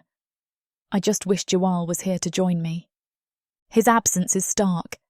I eat deliberately and slowly, doing my best to savour the rye toast and fluffy eggs Naziel made. It is kind of her to keep Horan occupied these last few days. And he's making friends too, which is more than I could have hoped for. It's in this thought that I'm surprised by a sudden knock on the front door. Jiwal would simply enter. My blood runs cold when the knock comes again, hard and impatient. Since I don't want Naziel to be distracted from Horan, I answer, unlocking the strong door and opening it a crack, seeing one of the biggest, ugliest orcs in the Raging Storm clan. He is not a friend of Jiwal's, I'm certain of it, as he shoves the door open wider and invites himself in. "Owal wants to see you, human." "Me?" I ask, struck dumb by summons. "Why?" His cracked green lips turn down into a scowl. "It's not for you to question the chieftain's orders. He is already expecting you." I take a step out of his reach. "I want to see Jiwal first." "Afraid that's not possible. You meet with Owal now." His glower is not one to argue with, and I don't want to cue him in on Horan, who's playing just upstairs. I'm glad the house is well insulated, because I can't even hear the blocks falling from here. I steady myself, taking a deep breath before nodding. "Fine, lead the way." The orc gives a stiff grunt, then exits the house. I feel like a slave again, following a good distance behind the guard. He glances back frequently to ensure I'm still behind him, until we reach Owal's bent and broken estate. It looks even worse than yesterday, though there's no marked difference that I can discern. Maybe it's the contents of the thing that rubs me the wrong way. Those creaking stairs are ominous as they complain beneath the orc's big feet. My steps hardly register, and I stick close to the railing. The door swings open before he has a chance to knock, and Owal's fat face appears. He sucks on his teeth as he looks me over. "Jane, what a pleasure it is to see you again." I wish I could say the same, I think, keeping my mouth shut. "You're a quite one when you want to be," he says with a grin, ushering me in with a wave. They're all quiet at the start. His words make my gut churn, and I keep my feet planted. "Why am I here, Owal?" "I have a proposal for you." His yellow eyes narrow, and it's not one you'll want to ignore. If it's just a proposal, why are my knees shaking? And the air? Has it always been so thin? I purse my lips and enter his house, waiting until he closes the door before speaking. Where is Jiwal? Out, Owal says with a dismissive wave. He'll probably be gone all day. But don't worry your little head. This won't take long. I purse my lips and follow him through what I expect was a living room at some point. There is broken furniture and busted shelves that might have once held books. But they're long gone now. This place feels as barren as Owal's character. He leads me into a room that is only slightly more furnished, lit by a raging fire in the fireplace. There is a crude bear rug laying in front of it. But it is not this macabre display that draws my attention, but another orc, seated in a chair facing us. Owal makes sure the door is closed behind me before he speaks, but all my attention is on the monster that killed my sister and nearly killed his own son. Hiriel. His wide cheeks spread in a hateful smile as he looks me over. Now that we're all here, Owal begins, let's get on with that proposal. Hiriel leans forward on a thick elbow, and he speaks in that deep voice that has haunted my dreams. Owal has been kind enough to alert me to the fact that you've been hiding out in his nephew's house. I'm sure you have that little brat hidden somewhere around here. When my nostrils flare, he issues a dark chuckle. Now, don't be like that. I like to pride myself in being a reasonable orc. So here's the deal. I'll take the bounty off the boy's head and yours for a small price. Nothing at all, really. Nothing you haven't already given up. I can't control a tremor deep in my core. His gaze lingers on my body, like he can see through my threadbare clothes. I'm even willing to share the spoils with Owal here, and then you can continue to play house with that orc you call your mate. My voice is barely a whisper. What are you saying? If you want to be Jiwal's mate, Owal pipes in, his heat closing dangerously in on me from behind. I feel him towering over me, and can't even move to save myself. You'll let us have our way with you. That's the deal. Or, he counters, I'll be forced to give you both back to Hiriel, seeing as you still belong to him. It's your choice. My head is reeling, and any lingering relief is ripped away from me as I stand between these two wretched orcs. Despite his reassurance, I don't have a choice in the matter. Chapter 24. Jiwal. Uruk came to my door early this morning, with word from my uncle. Your uncle said it is urgent, he told me, and with the wild look in his eye, I believed him. There had been sightings of a terrible beast deep in the woods just north of our base. So, I gathered 5 of my most loyal soldiers, with Uruk and Iro among them. Not even the biggest, most ferocious beast could get the better all 6 of us when we fight together. I intended to see this task finished quickly so I could return to Jane and Horan. I never want them to worry over my absence, as they are such strangers to trust. I've only just found myself in their good graces, and I did not want to leave them. But this is not at all what I imagined we'd find. At my feet lies 6 bloodied, beaten, passed-out orcs. The reek of ale curls my nose, and their bashed-in keg has limped some distance down the hill. There is no great beast threatening our camp, just a host of drunken orcs that got into a wild midnight scuffle. I'm sure the roars would have driven off any lesser beasts in the vicinity. I'm disappointed, to say the least.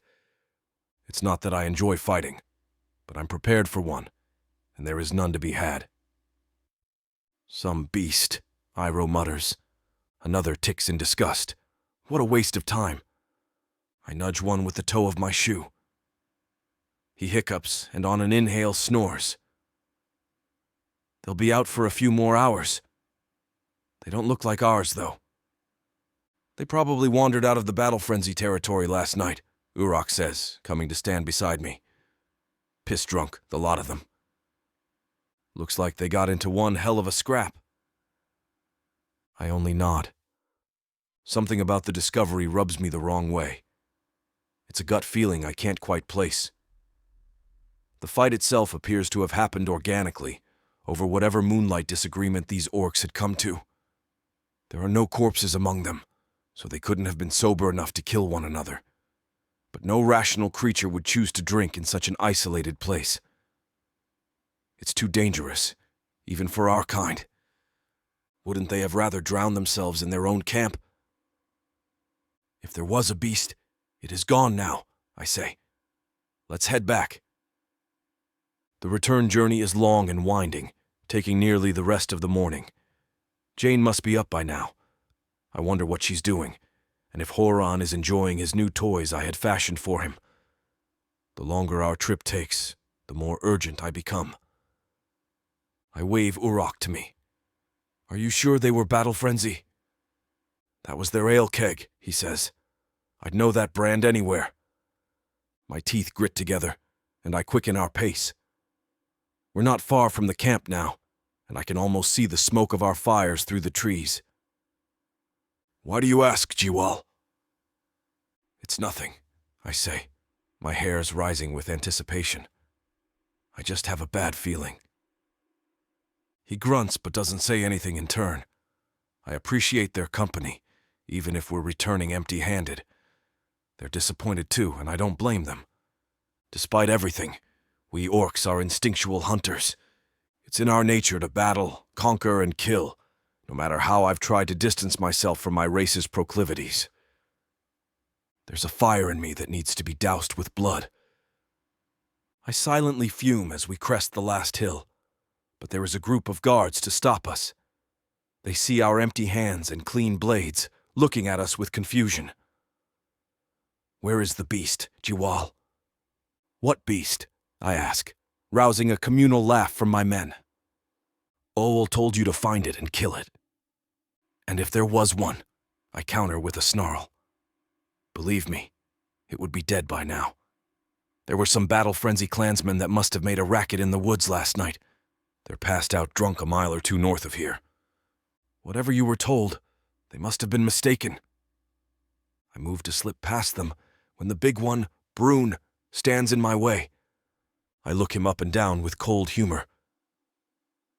What is the meaning of this? We have our orders, Lord Jiwal. Lord, I think, baring my tusks at him. Get out of my way, Brune. This is ridiculous. It's the chieftain's command. He told us you are not to return until the beast is taken care of. Now, go take care of it. My humor vanishes. You're giving orders now, too.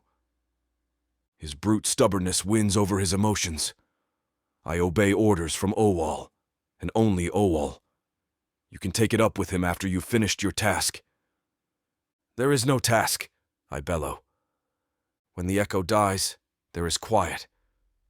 I feel my soldiers bracing themselves for a fight. The tension between us is ready to snap, but who will make the first move?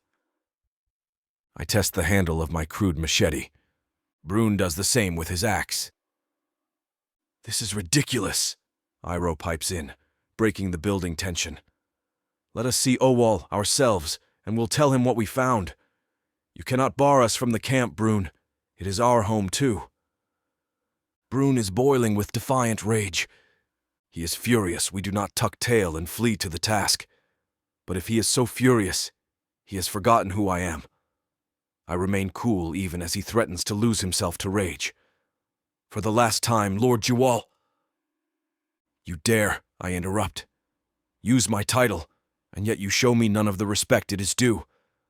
For the last time, I mock his words. Get out of my way. If you continue to block my path, I will not hesitate to cut you down. Brune's yellow eyes flare.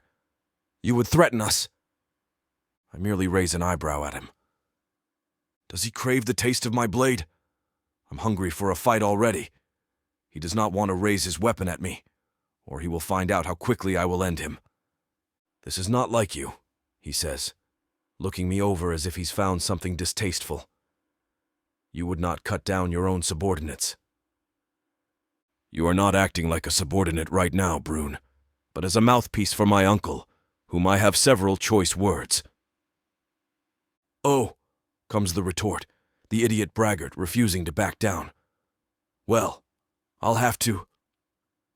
My blade cuts up and into his gut, lancing so deeply his organs spill out in a great deluge onto the grass. He struggles to take a breath as I grab his shoulder and drive the machete deeper, bones and tendons snapping when I cut through his ribs.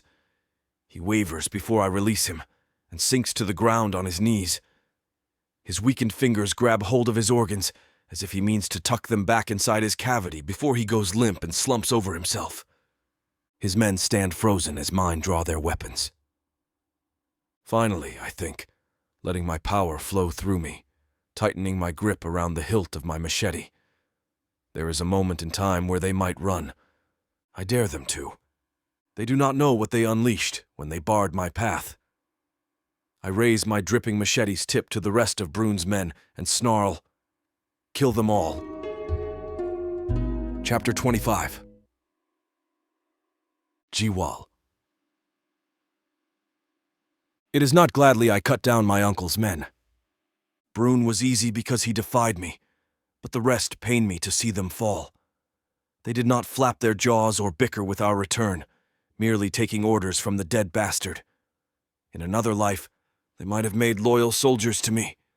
I am the fastest among us, slipping effortlessly through the crowd and catching one orc's ankle with my blade, and another's thigh, crippling them for my men to finish them off. They slice and hack at me, missing me by a hair's breadth, but I deftly avoid their lunges. One catches my shoulder and spins me around, an unlucky move on his part, as I use the momentum to lop his head off his shoulders. I don't have time to make sure it hits the dirt before another comes at me from behind. I feel his approach as a whoosh against my back, the slight nick of his blade dragging against my shirt. I roll forward and pivot as I land. He's one of the big ones. In the flurry of battle, I see Iroh closing in on his back. I keep him occupied, narrowly avoiding a brutal swing of his club and cut up, catching the flesh of his nose with the tip of my blade. He drops his weapon and roars with pain, clutching his bleeding face. I retreat a few steps as Iroh cuts down hard with a flying leap, burying his axe deep into the muscles of his thick neck. The big brute goes down hard, and Iroh offers a knowing look before yanking his axe from the dead orc and barreling back into the fight. And before I know it, this skirmish is over. My fingers are sticky with blood. The others are drenched in it, their heavy breathing steaming in the air. Uruk tears his cleaver out of a corpse and comes to me. We'll expect more pushback when we get to camp. This must have been his plan all along. There's a growl deep in my throat. Oh, well, what are you plotting? I signal them to follow as we move towards the gate. If this is my uncle's doing, then Jane and Horan are not safe. We have to stop him before he gets to them, and there is a whole camp of battle-ready orcs between here and there. They are my people too, but if they take orders from Owal, then they are also my enemies. Show no mercy unless they yield, I call behind me, my next words painful to say. And even if they do, kill them, for they have no honor. The first quad of guards are taken by surprise. 2 go down without a struggle, but the next 2 brace themselves at the sight of their comrades' deaths.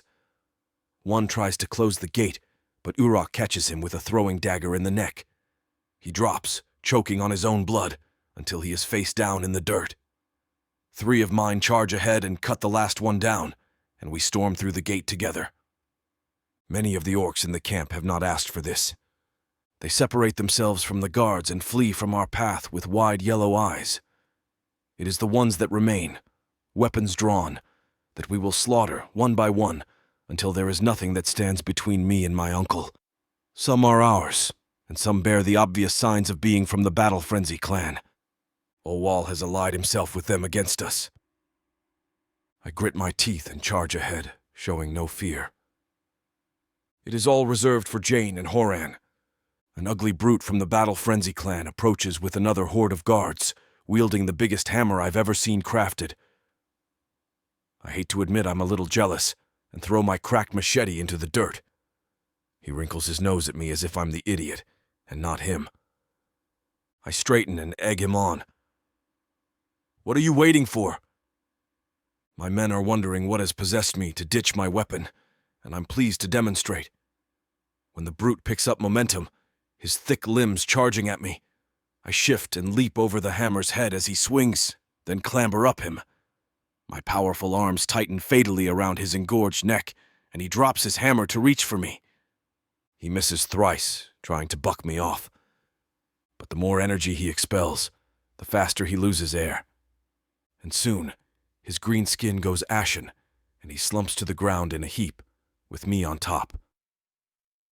My soldiers have since beaten this wave of guards, and are lingering in wait as I right myself. "You are an idiot," Uruk tells me, glancing at the massive hammer my adversary dropped. Iroh only laughs heartily, punching my shoulder in a friendly gesture. "I thought you were done for." I shake it off and reach for the hammer. It is heavy, but I can manage it, hoisting its end into the air and giving it a test swing. I think this will do for what I have planned next.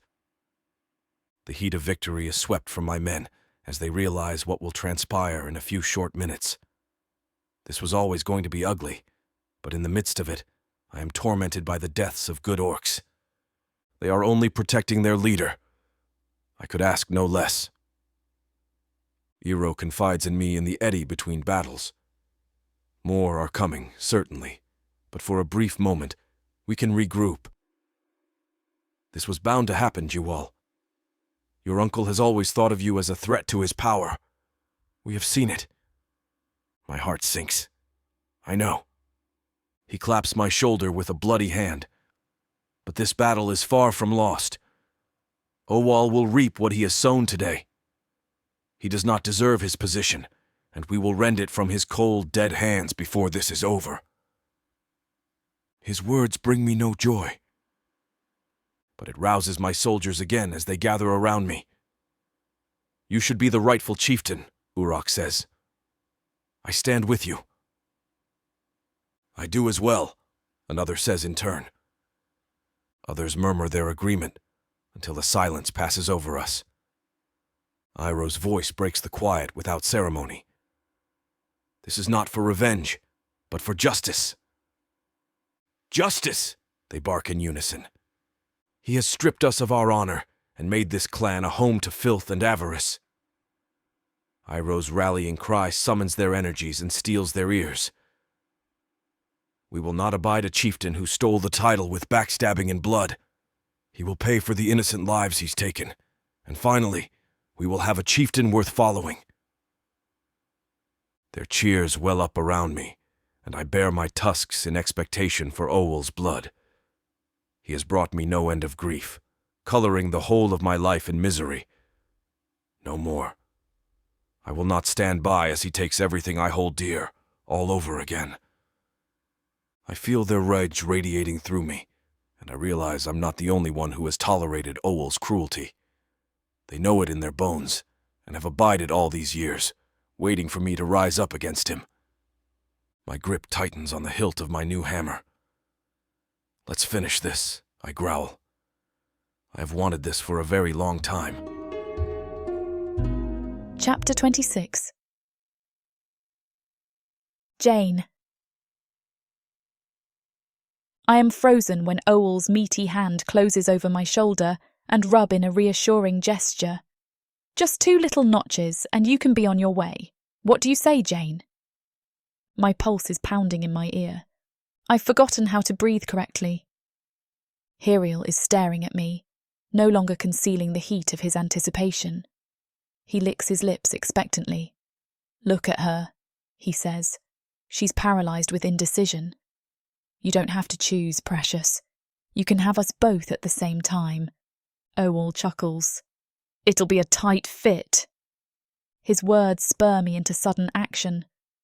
I tear out of Owal's foul grip and duck beneath his fat arm, but by the time I reach the door, he's thrown himself against it, crushing me into the grain painfully, so that my ribcage threatens to cave in. I can't move, and the raw heat of him is noxious. My eyes roll back as I struggle to breathe, but he releases, dragging me to the centre of the room. Hiriel stands to meet us as my legs give out. "No, don't do this. Jiwal will—" "Shut up." Owal lets me drop to the ground as another tremor overtakes me. Jiwal will do nothing. He is gone until further notice, off doing my bidding as I see fit. I am the chieftain of the Raging Storm clan, if you've forgotten. His voice drops low, almost as if he's my ally in this. Give Hiriel what he wants. He's going to get it anyway. There's a rumble in Hiriel's voice. Stand up, human. When I don't, he growls and gathers me up by the collar, my shirt cutting painfully into my flesh as he hoists me against him. I glance away, but he grabs my jaw and forces me to look at him. I can taste his rancid breath at the back of my throat. You have chosen to do this the hard way? I spit in his face. Another grin finds him as he swipes away my saliva. The hard way it is, then. Without ceremony, I am shoved to my knees. Owl's heat is at my back as he moulds my sore arse painfully, as Hiriel grabs a fistful of my hair and jams my face against the crotch of his pants. That's when a ruckus outside, the sound of guards organising, shouting at one another, becomes audible. It sounds like a small but fierce battle is ensuing, and I worry for Jiwal. Owal stops his heavy petting to stand. He should not be back so soon. Hiriel suffocates me against his crotch. You have plenty enough guards to subdue that spineless whelp. Ignore it, Owal, and help me skewer this bitch. This isn't right, Owal says, a growl erupting from him. That bastard should not have been back for hours, if at all. Hiriel releases me, and I choke on a breath of stale air. And he's going against me for a human? I let him live, and this is how he repays me. I curl up on the floor, hiding beneath my arms, but something in me can't keep quiet. Jiwal has more backbone than you ever will, I murmur into my elbow. You're a murdering, cheating, lecherous... Owal hoists me up and shakes me. Say that again, I couldn't hear you. My teeth rattle, but I steady myself against him, meeting his keen yellow eyes. Monstrous, I say, lying, faithless. A heavy clap rings in my skull, and the world spins. I taste blood. I remember vividly the last time I saw Horan, sitting on the floor with Naziel, playing with his new blocks. My every cell longs to be with him again, to know he's safe from Hiriel and Owal. And Jiwal. By the sound of the ruckus outside, he is being overwhelmed by Raging Storm clan guards. But I'm in danger too, as these two orcs handle me with little consideration for my longevity. I don't know that I'll survive their passions. Hiriel's powerful grip crushes one of my breasts as he drags me against him. Don't worry about your guards, Owal. There are enough to fend him off for now, and I'll make sure you have plenty enough soldiers to fill your barracks later. His words seem to calm Owal, who closes in on us. Fine, he grumbles, but is distracted by me. He manipulates the flesh of my hips and shoves me against Hiriel's hard body. I feel the decided pressure of his body against my arse. Where were we? That's the spirit, Hiriel murmurs, his mouth dropping to the cleft of my shoulder before his clumsy fingers tear my shirt open, revealing my bare flesh. No, I plead internally, my wits returning from his hard slap. I hoist up and vault off Owal's chest, using Hiriel's heft to lever him off me. He stumbles back in surprise, then snarls and grabs my flailing limbs until he has my lower half pinned against his chest. You're a feisty one, aren't you? Hiriel's teeth close over my shoulder, and my bones bend painfully beneath the pressure. A scream erupts from me before he withdraws, his hot breath in my ear. This was not part of the arrangement, he says, his voice rumbling through me. You were supposed to be agreeable. Now I have no choice but to strangle that little whelp of a son after I'm through with you.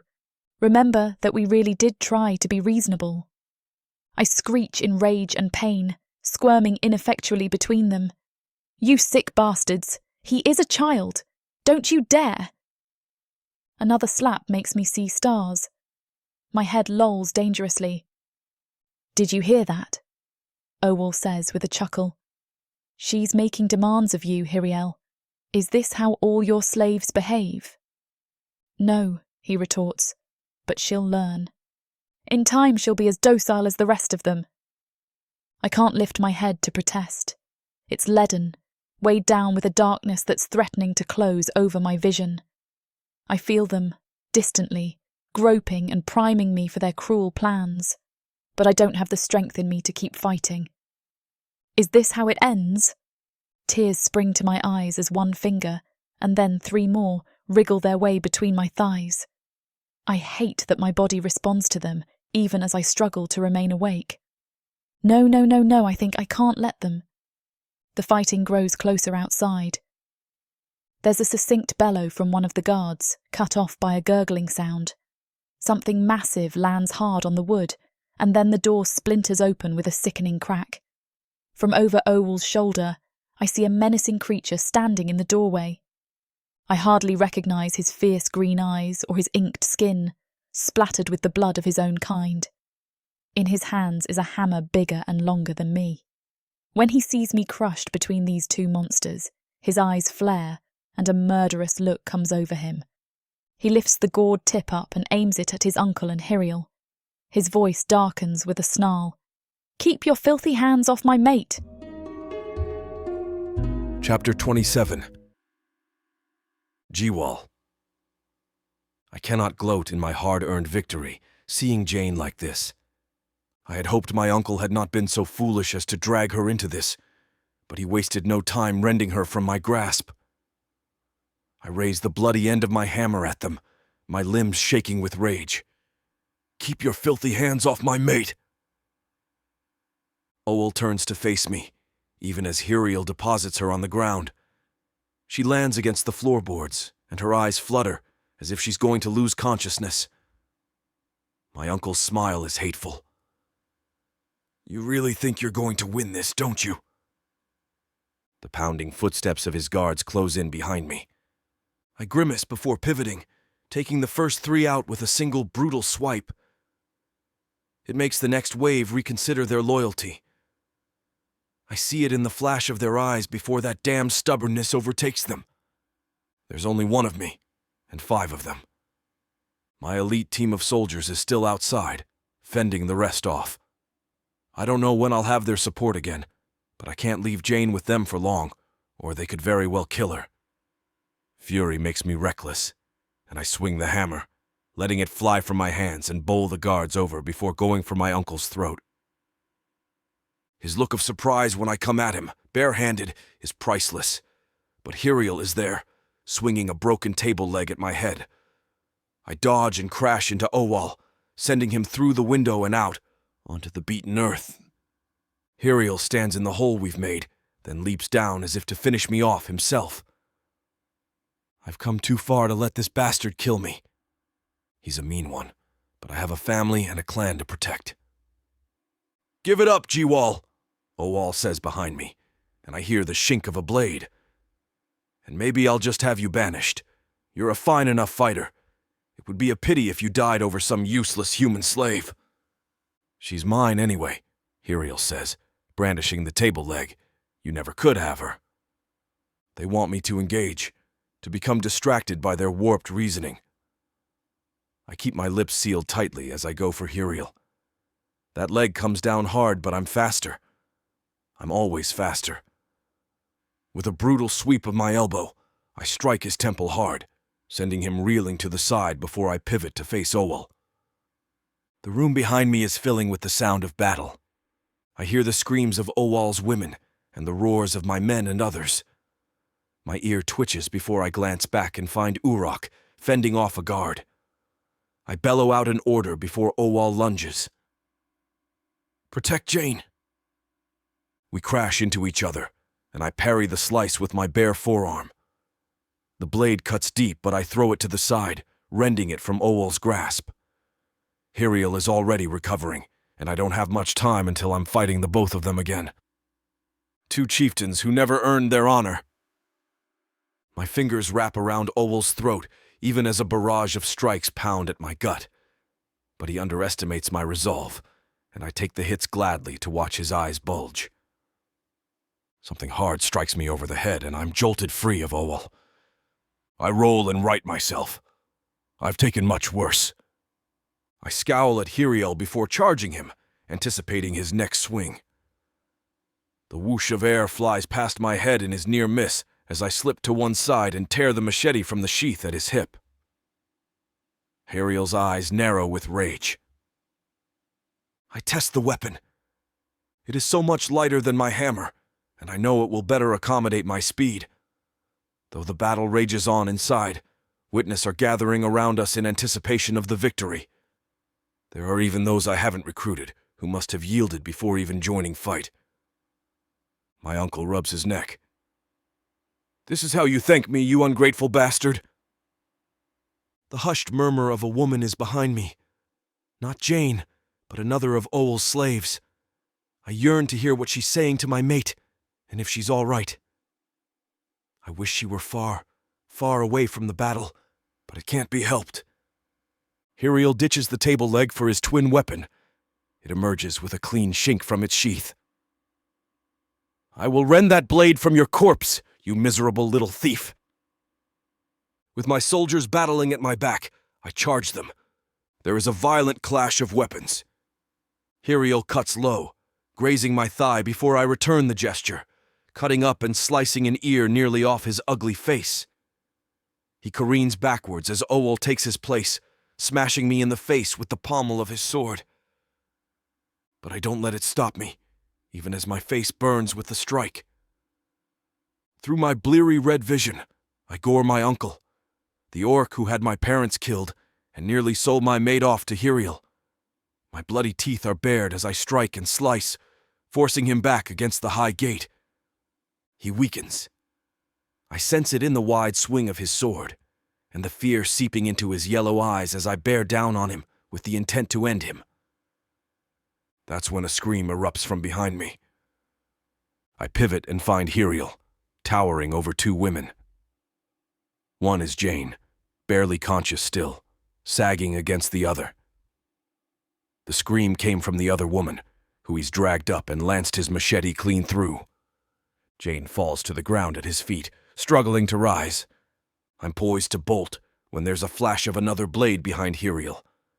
I'm stunned to see one of Owl's slaves drive the thing deep into his back with a fierce screech. It makes the chieftain pause over Jane, then sway as he looks down at his stomach, where the blade's tip has emerged. The machete slides out of his hand before he loses his footing and slumps to the ground.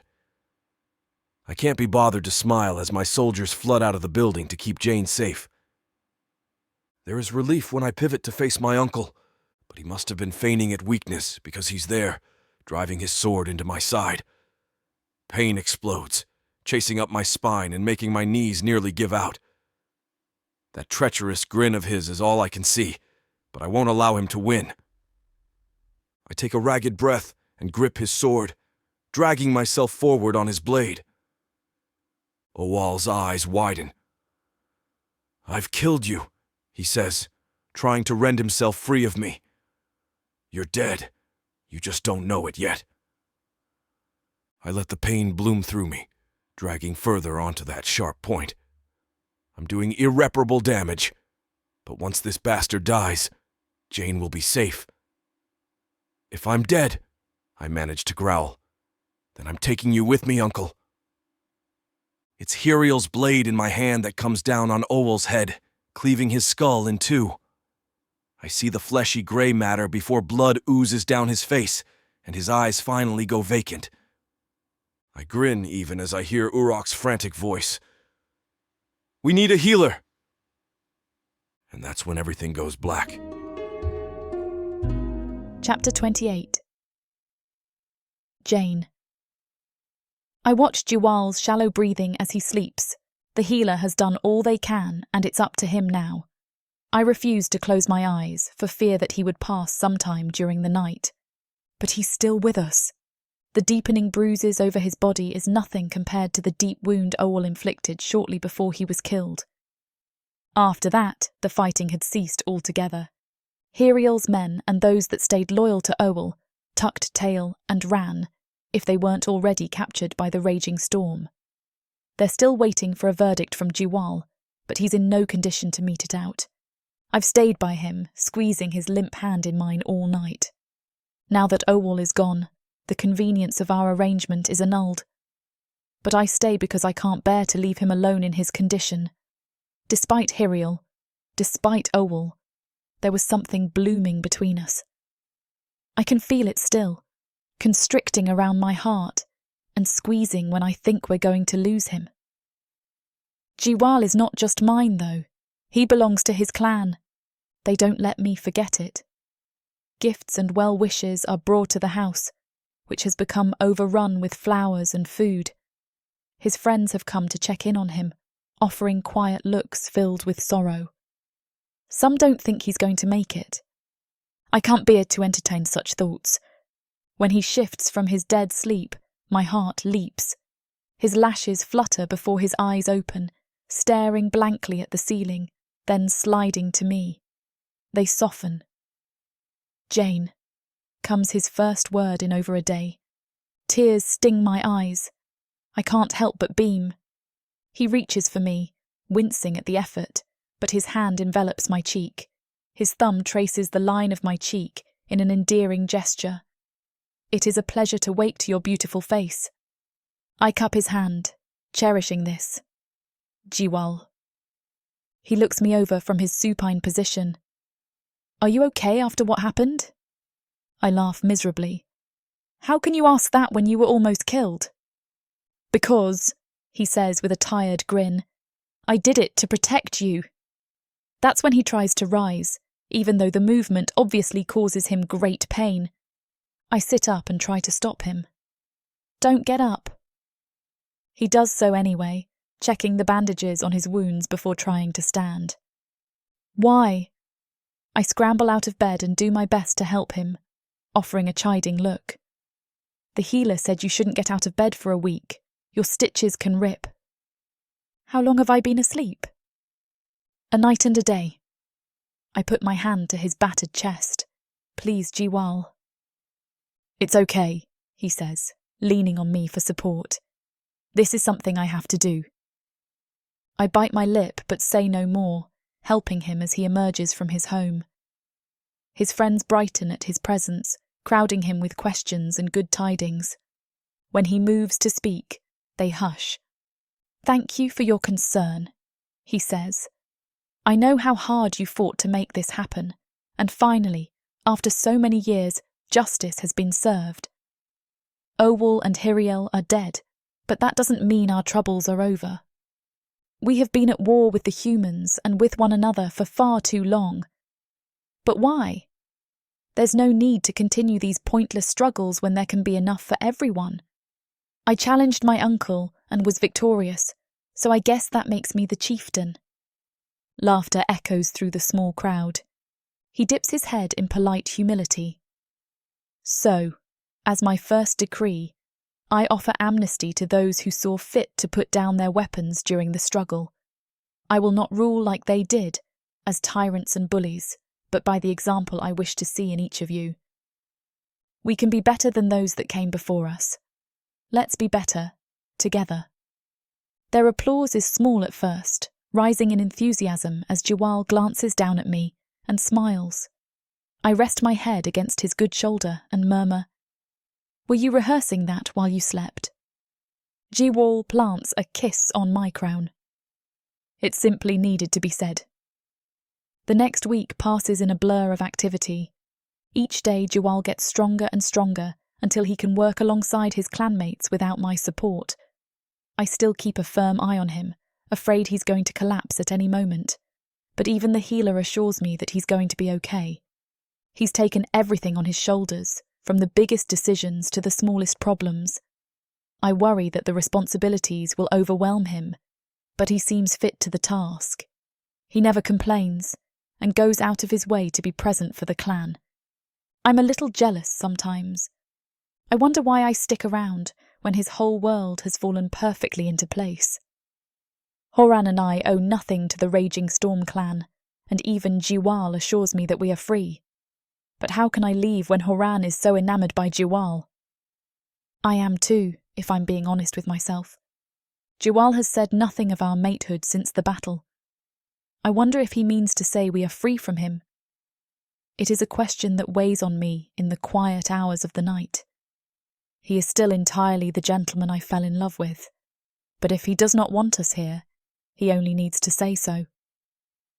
I'm considering this with a heavy heart as I tuck Horan into bed. How many more days will we have this peace of mind? Horan's eyes are big and curious. What's wrong? I muster my best impression of a smile. Nothing, sweetie. He offers a strange, knowing look beyond his short years. Everything's going to be okay, Auntie, Jiwal promised. I kiss his forehead and smile in earnest. When I emerge from his bedroom, Jiwal is standing in the hallway, as if he's been waiting for me. His gaze flickers up and holds mine. I know it's late, but I was hoping you'd join me for dinner out on the deck. I study his fine clothes and stiff posture, an expectant burn coming over me. Of course. He issues a small simper and offers me his arm. How is Horan doing after all the excitement? He's fine, I say, letting him lead me to the upper deck. Thanks to Naziel, he didn't hear a thing. I don't know how I could have explained it to him if he had. His hand covers mine. It is in the past. I give a little nod. Those bastards are dead and buried. They can't hurt us anymore. Still, I shiver and cling tighter to Jiwal. How are your injuries? Out on the deck, a meal is already in place, with silver trays and an unopened bottle of wine. It is so considerately prepared, I have to wonder if he hadn't cracked open one of his many etiquette books. There is still some tenderness, he answers, but I don't want to talk about that tonight. He seats me, his expression bright as if he's keeping a secret. Okay, I say, glancing at my tray. What do you want to talk about? He only beams as lights shoot up into the sky around us, exploding in a shower of sparks. I look up in awe at the multitude before they fade, only to be replaced by more beautiful, multicoloured explosions. My jaw drops as I look back at Jiwal. What is this? Fireworks, he says, kneeling beside me. Do you like them? I commissioned them from humans who specialise in the art. I can only nod. And this too, he says, of a little box in his hands. I wanted to do this properly for you, Jane, if you'll have me. The box opens to a magnificent ring of white metal and green stones. They're the same colour as his eyes. Will you be my mate? I'm lost in his gaze when I finally find my voice. I do. Chapter 29. Jiwal. The whole clan has mobilized for this event. I swallow back my apprehension. It's not for fear of her changing her mind. It's that I worry I will not be the man she needs me to be. I am an orc. No matter how I scrub, the deep viridian does not fade from my skin. I am afraid I remind her of my uncle and Hiriel. Sometimes I fear it has left scars that cannot be seen by the naked eye. She hides them well, but I sense it when she goes silent instead of speaks up. When a sudden sound makes her clutch Horan closer. When my fingers brush the hollow of her neck. Damn them both, I think to myself as I adjust the tight collar of my shirt. I don't want her to see me in the shadow of their actions, but by my own merits. She has not come to me for intimacy since that first night, and I haven't pursued, for fear of reminding her of them. The servants will not let me see her before the ceremony. I crave the sound of her voice, the whisper of a kiss, a murmur of reassurance, before we bind ourselves to one another forever. If she's having second thoughts, I want to hear them. It's with that quiet dread that I emerge from my house and make my way to the dais erected for the ceremony. My clanmates are there with smiles and applause when I take my place beside the tent. It is most traditional for our kind, but Jane might not know. It has been 20 years since the Raging Storm clan has celebrated in such a fashion. I wouldn't have remembered what it entailed if it weren't for the elders. Hero offers a supportive nod as he readjusts my collar. His voice is low and confidential. I never thought I'd see the day that the great Lord Jiwal was nervous. And over a woman, no less. Then you do not know this woman, I say, stealing the rose from his pocket and tucking it in mine. Jane is delicate. Delicate, you say? A wry look comes over him as he pats my chest. You must be blind, my friend. Your woman is tough. She's a fighter and a survivor, especially if she's willing to marry the likes of you. I roll my eyes. Enough, Iroh. You're not helping. Fine, fine. He yields, his expression firming into something earnest. But don't be afraid to claim what's yours, Jiwal. I'm about to retort when a hush comes over the crowd. It is pure instinct that leads my gaze to her, and my heart nearly stalls in my chest. Jane is adorned in a billowing white dress, the front dropping low to expose the supple curves of her breasts. Her golden hair has been teased into looping curls that are stacked high on her head. All I want to do is muss them up, tear that dress down, and worship her. But it's those eyes that seize me. Under those heavily shadowed lids, she looks at me demurely. But when her painted lips curve up and she comes to me, my fears melt away. She takes my hand and joins me on the dais. Jane, I murmur, you are resplendent. I hang on her next words as she speaks with some difficulty. There is a tightness in her throat. Jiwal. What is it? I ask. My clan wants this to proceed, but I don't care. As if it's just the two of us in the whole world, she captures my face and looks hard at me. I never realized it, but I've been waiting for you all my life. Relief fills me, and I drag her in. I think it was you who found me. When our lips connect, the crowd explodes with applause. She makes me weak, even in this reserved caress. I can't wait to pull her into the tent and show her the depth of my devotion. My heart races and my instincts flare. She feels it when I gather her against me, and the kiss becomes urgent. The celebration rises around us. The music heightens and the crowd disperses to their feast. We will partake with them soon, after we've concluded our mating ritual. Jane breaks from me with a grin. Maybe we should... I hoist her into my arms, making her squeal in surprise. I beam down at her as she recovers. You have made me the happiest man alive. There's a secret behind her smile. Not yet. My heart leaps at the promise, and I duck into the security of our tent before anyone else sees it, setting her gently on the furs prepared for us. Even as I move to take my blazer off, she stops me. Let me, she says, urging me to kneel. I do, and she rounds me, sliding the blazer off my shoulders. Her fingers are nimble and efficient as she slips my shirt off and spreads them over my bare back. I shiver at her touch. I should be the one indulging you. Her lips warm the base of my neck. Says who? Pleasure jolts up my spine when she snakes around and grabs me through my pants. It's tradition. After everything. She grabs my jaw and forces me to kiss her. I moan into it as she plants herself on my lap, tearing open my pants. My body is coiled to claim her, but I lean back and let her have at me. Sorry to interrupt what is gearing up to be a very steamy, very passionate scene, but YouTube says it's a little too hot to broadcast. I know. Jane is a big tease. You aren't the only one who thinks so.